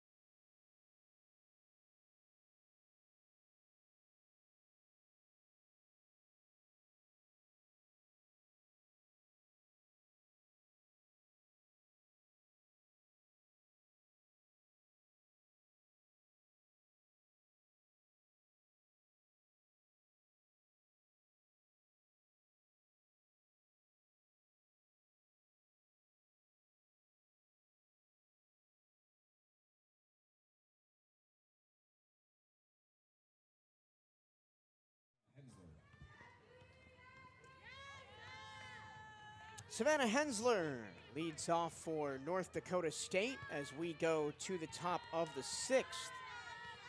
7-1 North Dakota State looking to move to 4-2 on the young season. Low and inside, the pitch from Amy Ishiki. And it's 1-0. Hensler RBI double back in the second, then grounded out to third in the fourth. And Yoshiki deals that one low, and it's 2-0.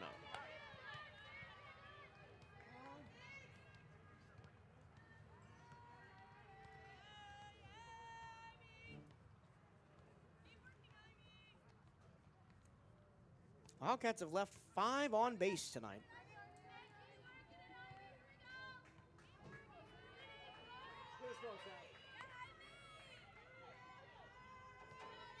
And that, you know, Jade, is probably going to be the biggest sticking point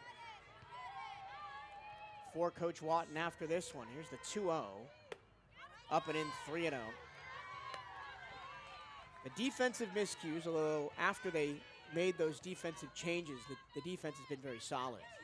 Yeah, it has. It's definitely picked up as this game has gone on. There were a few errors in the beginning, may have to do with jitters or just getting used to playing on a true game on their home field, but the Wildcats have cleaned it up for sure. Slider strike from Yoshiki, and it's 3-1. The other thing that is going to have to be the ongoing focus for the entire season is getting those runs across. Yeah, and like we've talked about, when they get themselves into strike situations and their runners on base, they have to have the confidence in themselves and the wherewithal to pick out pitches they can hit. Popped up, first base side in foul territory. Queen Tuala makes light work of that one away. Something that Imie's done really well since she's stepped into the circle is getting easy outs for her team. That was one of them, Queen coming over to secure that in foul territory. There was a few other little dink hits that have happened in the infield for the Wildcats to get them out of situations, get them that 1-2-3 inning in the fifth as well. So she's come into the circle and done her job well. There's a strike inside corner to Macy Fry. Right fielder number 21, Macy Fry. 4 of the 5 outs that Yoshiki has got since she came into the circle have been lazy pop-ups or fly balls. We often talk about ground ball pitchers, which are pitchers that induce a lot of weak contact and make plays for your infield. So Yoshiki might be a soft fly ball hitter.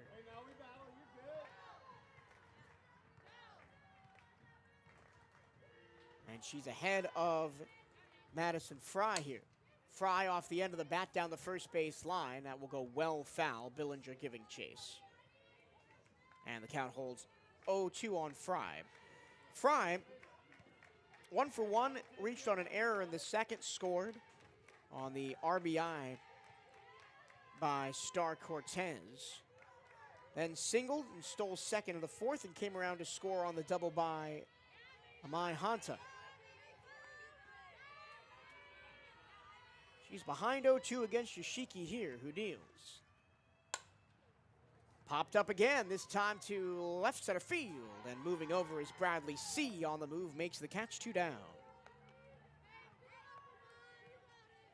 Oh, of those now 5 pop or flyouts, Bradley C. has 2. Alon has 2, and Tuala has 1. Routine fly balls for the outfield and infield of the Wildcats. Emma Bradley C, no problem tracking that one down in the gap. Now 2 away as the Bison go back to the top of the order. Here is Amai Hanta. Number 50, Amai Hanta. Hanta walked and scored in the first, taking advantage of a stolen base and a wild pitch. And had an RBI ground out back to the pitcher in the second. Then doubled in the fourth and eventually came around to score on the single by Star Cortez. Swing and a miss. Fastball tipped into the glove.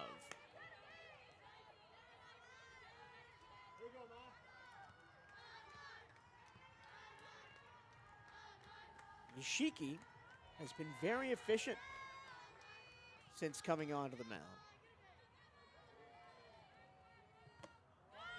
That changeup misses outside. 2 1/3, just allowed 1 hit in 8 batters faced.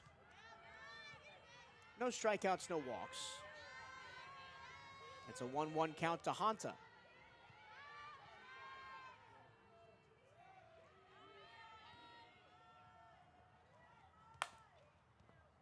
Drilled foul first base side, and it's 1-2.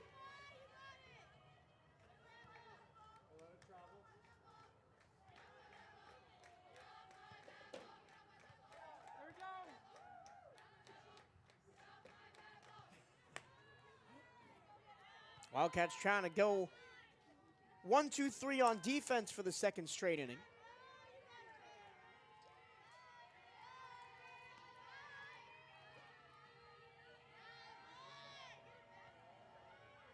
And the 1-2 fouled away, out of play onto the basketball court behind the first base wall. And the count holds 1-2.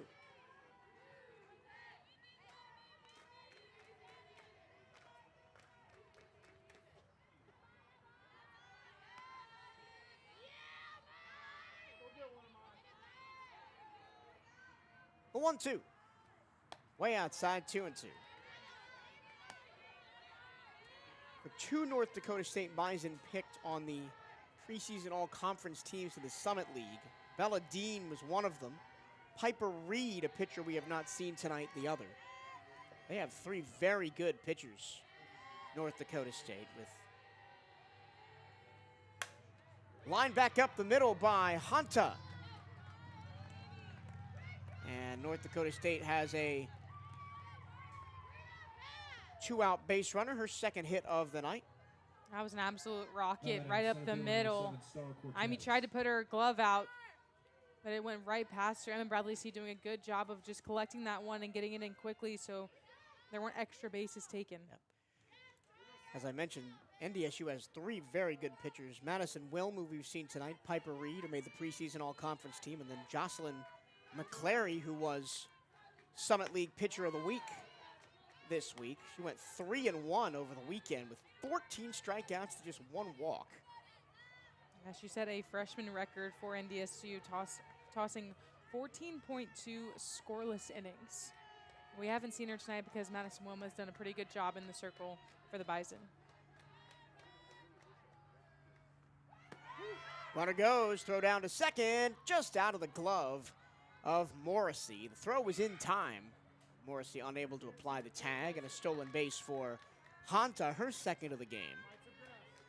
It was Jersey Allen who was coming over to just try to cover the base there at second. The ball was just flying a little bit away from her glove. Asia Gonzalez trying to get it out quickly. That one curling a little bit to the right side. Jersey wasn't able to pull it all the way in. Cortez squares to bunt, bunts it foul. Risky bunting with 2 outs, but of course the Wildcats corners playing standard depth with 2 outs. Cortez grounded out to third in the first, then had an RBI triple in the second, was stranded on third, then singled in the fourth and ended up being stranded on third. She has not scored tonight, but has been stranded on third twice.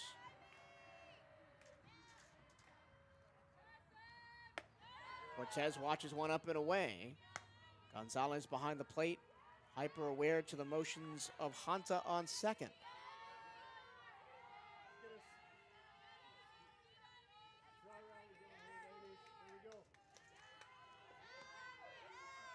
Wildcats trying to get out of this inning undamaged. Ishiki deals. Swing and a miss.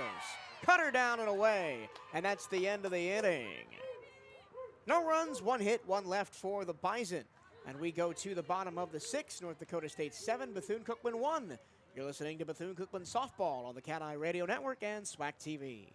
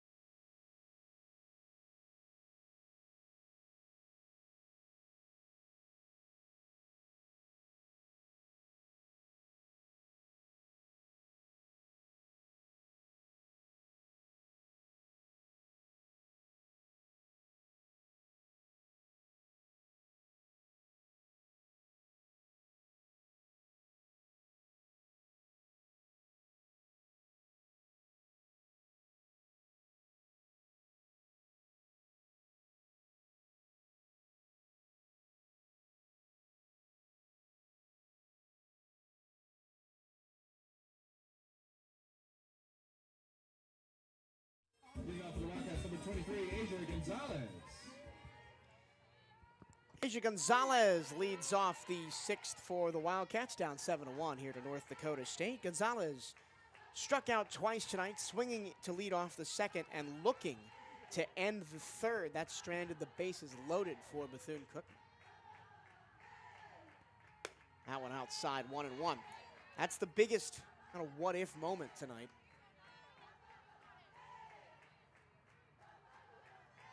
I know head coach Laura Watton does not like to live in the what if. She likes to live in the now, and for her team, now is the moment where they need to start rallying those runs here in the bottom of the 6th. Strike called, fastball inside corner, 1-2. Wilm approaching 80 pitches tonight, has allowed 1 run on 4 hits. The run was not earned as it was on an error. Has struck out 4 and walked 3. Ground ball to second. Dean makes the routine play, and there's 1 away.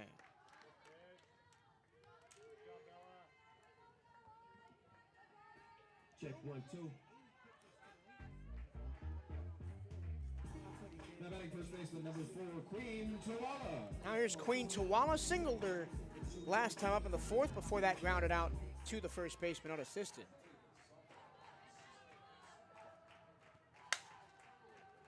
Tawala in the air to left. And that'll be a foul ball. I know that Laura Watton does not recruit power hitters, quote unquote. But Queen Tawala has the build that, with a lot of training in the offseason and a couple years of collegiate experience under her belt, she could be that power hitter for the Wildcats.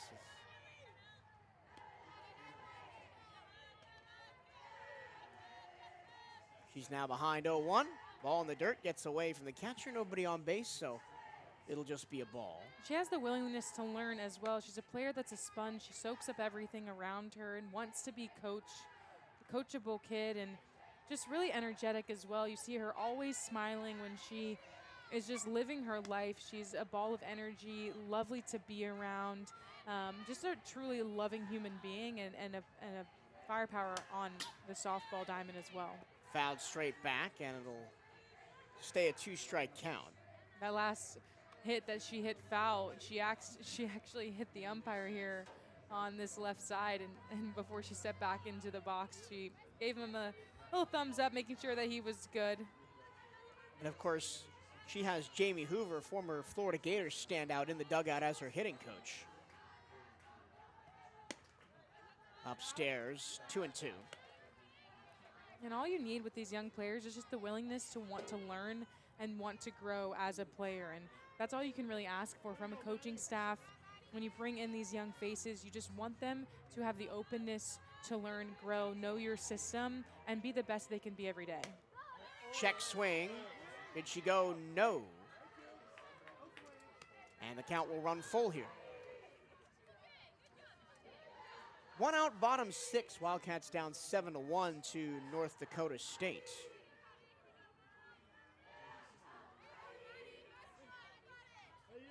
Trying to stage a comeback here in their home opener, their only home game until a March 13th and 14th series. That one grounded up the middle. Diving stop by Hanta. Throws to first, not in time, as Tawala legs out an infield single. And what a play by Mai Hanta over there at shortstop. That was a solid hit by Queen, and she just snuffed that ball. Got a lot of dirt on her, probably in her pants a little bit, but didn't care because she was throwing that one over to first no matter what, and was just barely missing Queen there, who ran it out. Probably saved a base because Tawala was looking to make the turn for second if that ball had gone into the outfield. Slider outside, ball 1 to Ariana Reynolds. Reynolds struck out in the 2nd and then popped up on the infield to the second baseman in the 4th.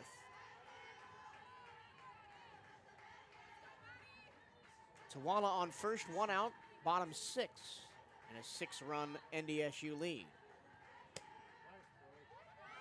Ball outside.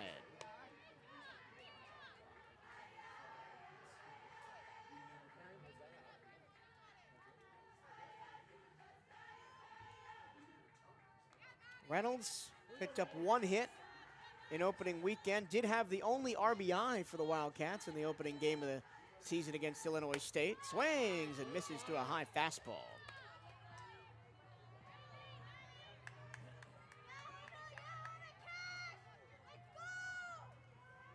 The recipient of that RBI was Janelle Morrison, who scored.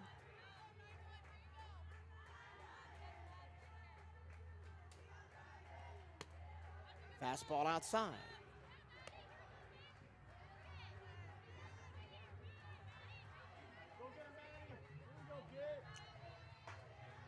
Corners in for the Bison, middle double play depth. Outfield straight away. On the 2-2 from Wilm to Reynolds. Ball 4, low and inside. So Tawala on to second, Reynolds to first. And the Wildcats threatening here, 2 on with 1 out. And a lot of Cypress will bat. Looks like we might have a pinch runner here.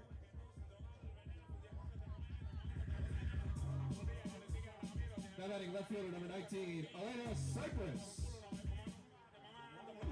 I didn't see a sub made. Looks like they're trying to figure out right now in the dugout. Oh, here we there go. we go. So we're going to have a pinch runner at first.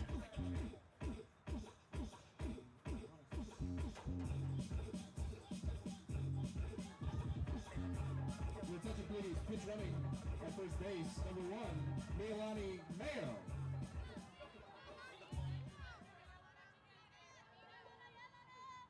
So Milani Mayo running at first. First pitch, a fastball down and into Cypress. She has the only Wildcat run tonight, scored on an error back in the 3rd after leading off that inning with a single. Also reached on a fielder's choice in the 5th and stole 2nd. She's been one of the most productive Wildcats here tonight. Can she keep that going here in the bottom of the 6th? Off the end of the bat, foul to the right-hand side over the chain link fence.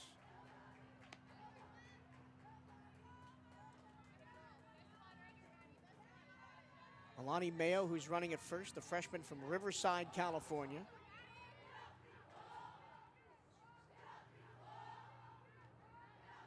Cypress up against it in the batter's box here against Wilm.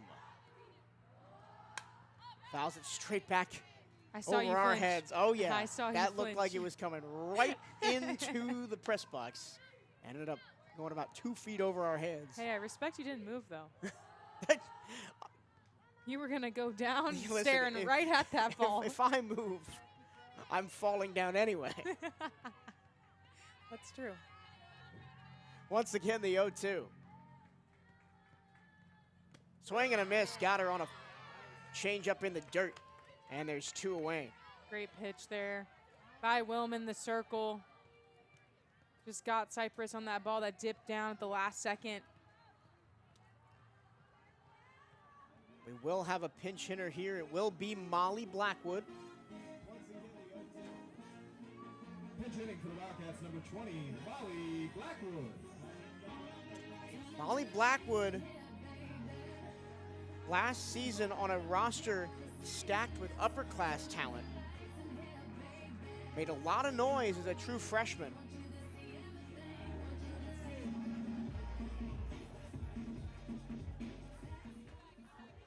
Hit 260 with a homer, 3 doubles, and a triple.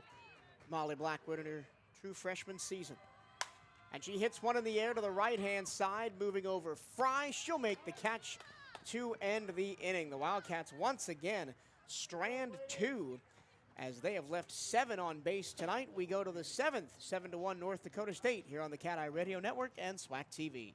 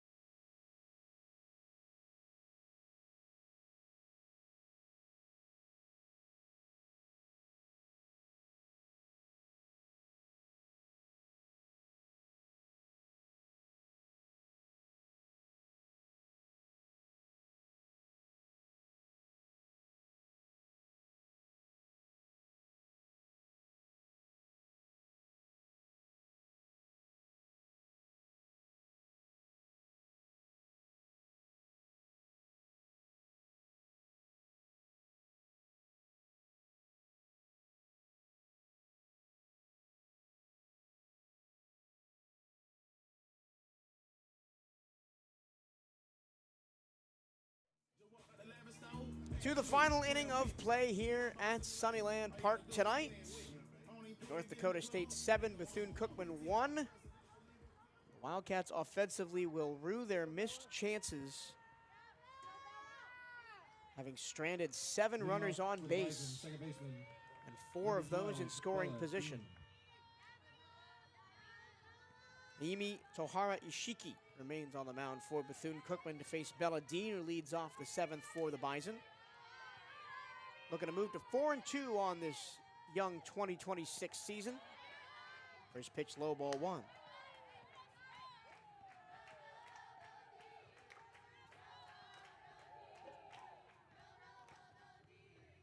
Bella Dean is already tied at a North Dakota State record this season.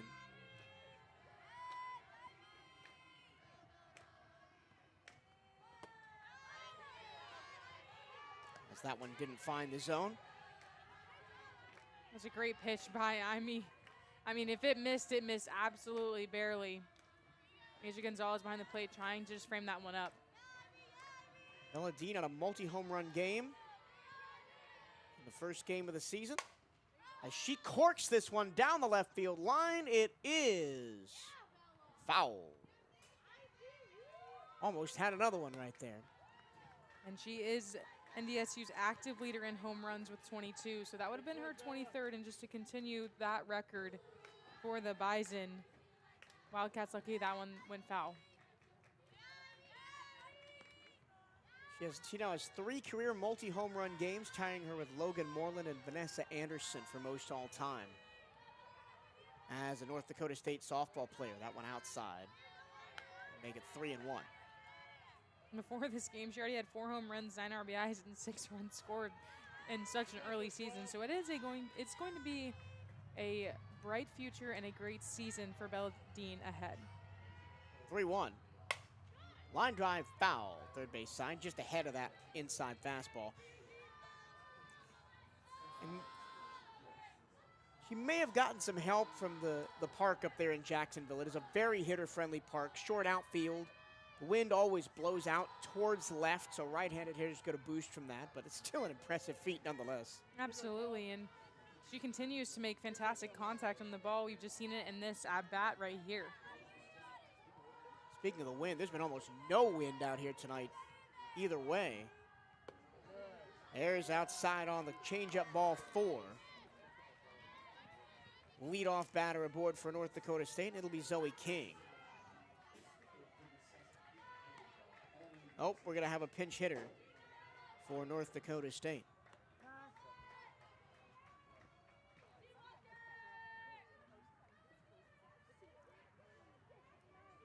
Well, the batter is wearing number 45, and there is no 45 on our roster. Oh, so correction, it is King. My apologies. It'll be a pinch runner at first. First number 35, Zoe King.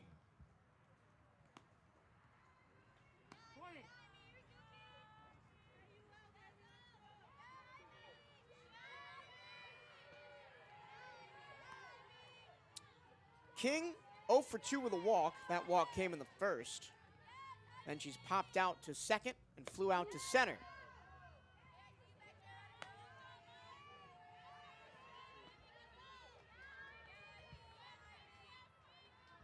Your attention, please. Pinch running at first, number 20, Taylon Warren. Taylon Warren is the pinch runner at first. A junior from Santee, California. Pitch upstairs.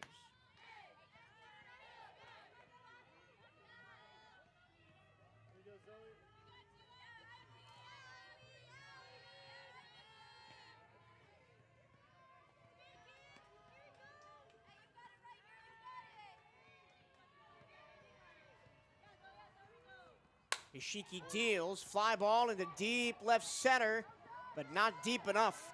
With her heels on the track, Emma Bradley C runs it down for the first out of the inning. That was great contact on that ball, drove it directly into center field.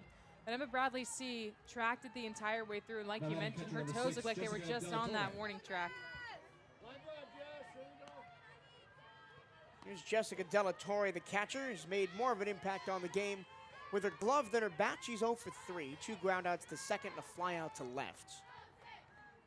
1 on, 1 out here, top 7. She turns on one and lasers it down the left field line. That's a foul ball, as it just barely missed the line. I was about to say, yeah, that one was very close on the line.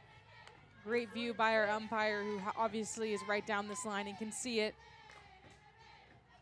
But that would have been detrimental for the Wildcats if that was to be fair. That's triple territory if that buries itself in the corner, with the pinch runner Taylon Warren on first.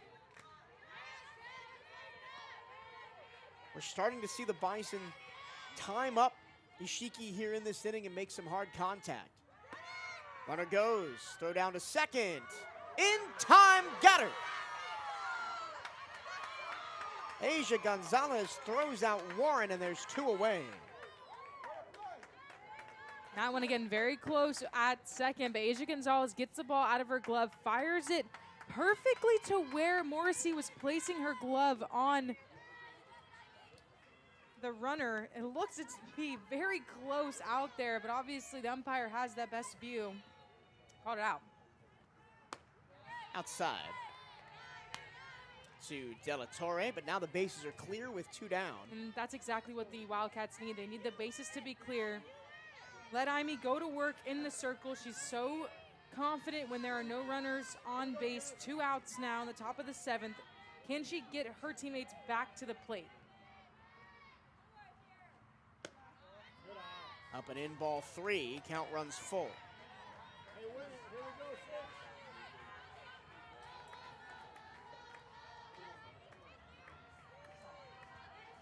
Wildcats trying to get one more chance to bat here on a Wednesday night in Daytona Beach.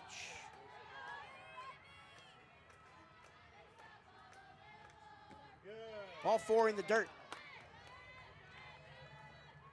Second walk of the inning for Ishiki.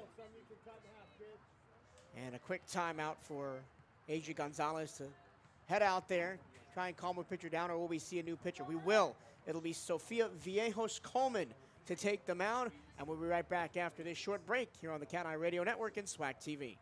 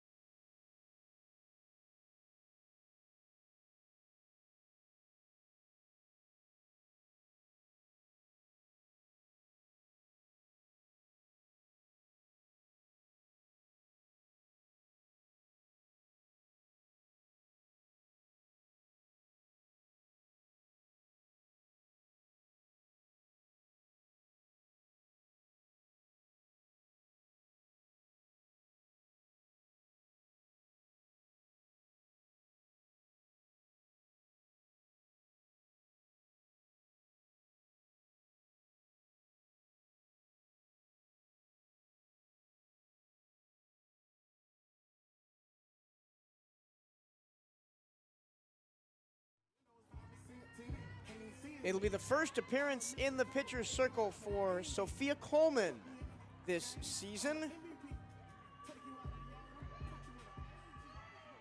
Coleman, one of the top returning arms from last season to this team. A .498 ERA, 15 strikeouts for the Wildcats last year. Then before that, started 11 games as a freshman. So in her 3rd season here in Daytona Beach, and she will face Lily Nieto.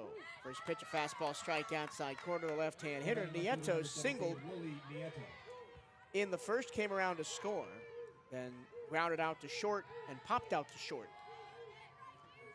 2 away, runner on first here in the top of the 7th. Coleman trying to get 1 out. Fouled away at third base side, 0-2. Coleman working her way back from injury, which is why you didn't see her over the opening weekend, but when fully healthy will probably be the ace of the staff, and Coach Watton seeing an opportunity to ease her back into competition here at the end of this game. Yeah, she's in a close this game out situation right now, and a veteran on this team knows what she has to do in this situation.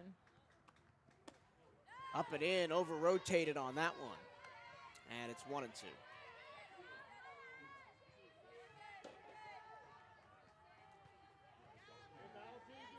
Another Californian Coleman from Vallejo, California. That one low and outside, 2-2. And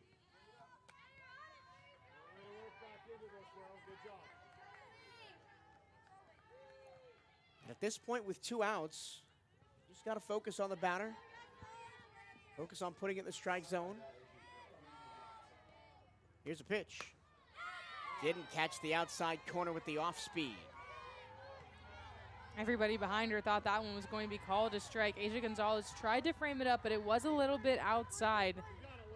Full count now. Ground ball to short.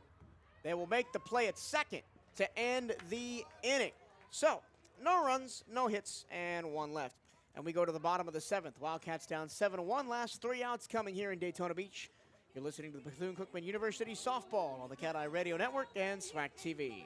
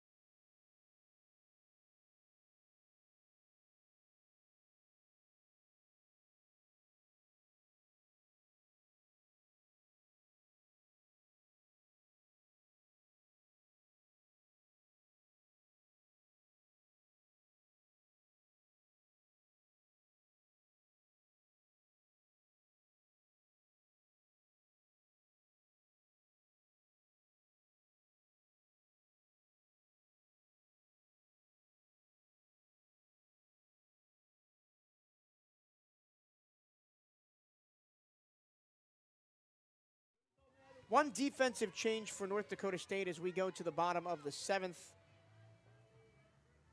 Taylon Warren now playing second base for North Dakota State. Last 3 outs here in the contest for the Wildcats, down 7-1. Zariah Billinger reached on an error in the 3rd, then grounded out to 3rd in the 5th. Will lead off for the Wildcats. Slaps one towards 3rd. Bose makes the play, 1 down. A carbon copy of the play that she got out on in the 5th, with Bose playing halfway down the line towards home plate. Bo's going to make no mistake about that one. That is an in-practice, infield play that she does a million times and delivers it over to first perfectly. One away, here's Emma Bradley C. 2 for 2 with a walk today for Bradley C. Watches a ball low. Singled in the 1st, was caught stealing. Walked in the 3rd, stranded on 2nd, then singled in the 5th and was stranded on 1st. Wildcats have left 7 runners on base tonight, as that one's again chopped to 3rd. A hard throw across from Bose, and there's 2 away. The first time Bradley C. has been retired this evening. And carbon copy of the play right before it with her teammate Sarai. Wildcats down to their last out. Janelle Morrissey will be the batter. Walked in the 1st and was caught stealing. Grounded out to 3rd in the 3rd and grounded out to 1st in the 5th. That was that weird one where it was looked to be going well foul and spun back into the field of play.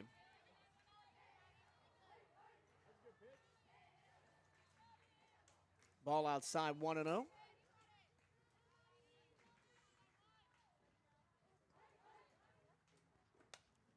Fouled away, 1-1. I don't think I'm ever going to get used to being up high. This is the first time I've ever done a BCU softball game from the press box. We've got a brand new press box up here. We're definitely in dangerous territory if any foul balls decide to come over top of this fence. However, I do have faith in these windows. You know, not with maybe the ones that are open. Best of luck to you. I was going to say, Lee next to me, here's but the 1-1. I'm pretty Strike safe. on the outside corner, 1 and 2. I don't think I'd ever trust an open window to protect me from anything. The closed ones might. We'll see. I feel pretty good right here in front of my closed window, but y'all, I'm thinking about y'all. One strike away for the Bison, the 1-2. In on the hands and made contact with the hands of Janelle Morrissey. So for the second time today, she takes a free pass. First hit by pitch for either team tonight. And we will extend for one more batter, and the batter will be Jessica Alon. Yeah, it has been a pretty clean night for both sides. Janelle Morrissey there just taking that one as it skimmed off of her hand. She froze there for a second, not quite sure if that was going to be called, but she takes her base, and Jersey has a chance. First pitch right down Broadway for strike 1. Alon 0 for 2 with a walk, a hard line drive that was caught by a diving Honta at short in the first, then walked in the third, and grounded out to short in the fifth.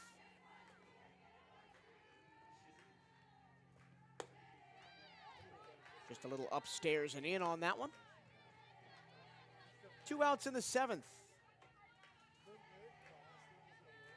North Dakota State hasn't scored in the last 3 innings, but all the damage was done in the 2nd and the 4th with 3 spots in each. Tacked on to 1 in the 1st.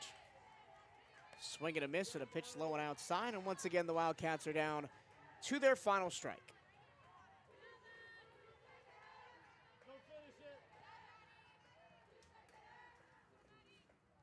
This will be pitch number 100 for Wilm, and it will not end the game. Would have been slightly poetic. Yeah, I was about to say, I know your brain wanted it to be poetic. You were setting that up beautifully.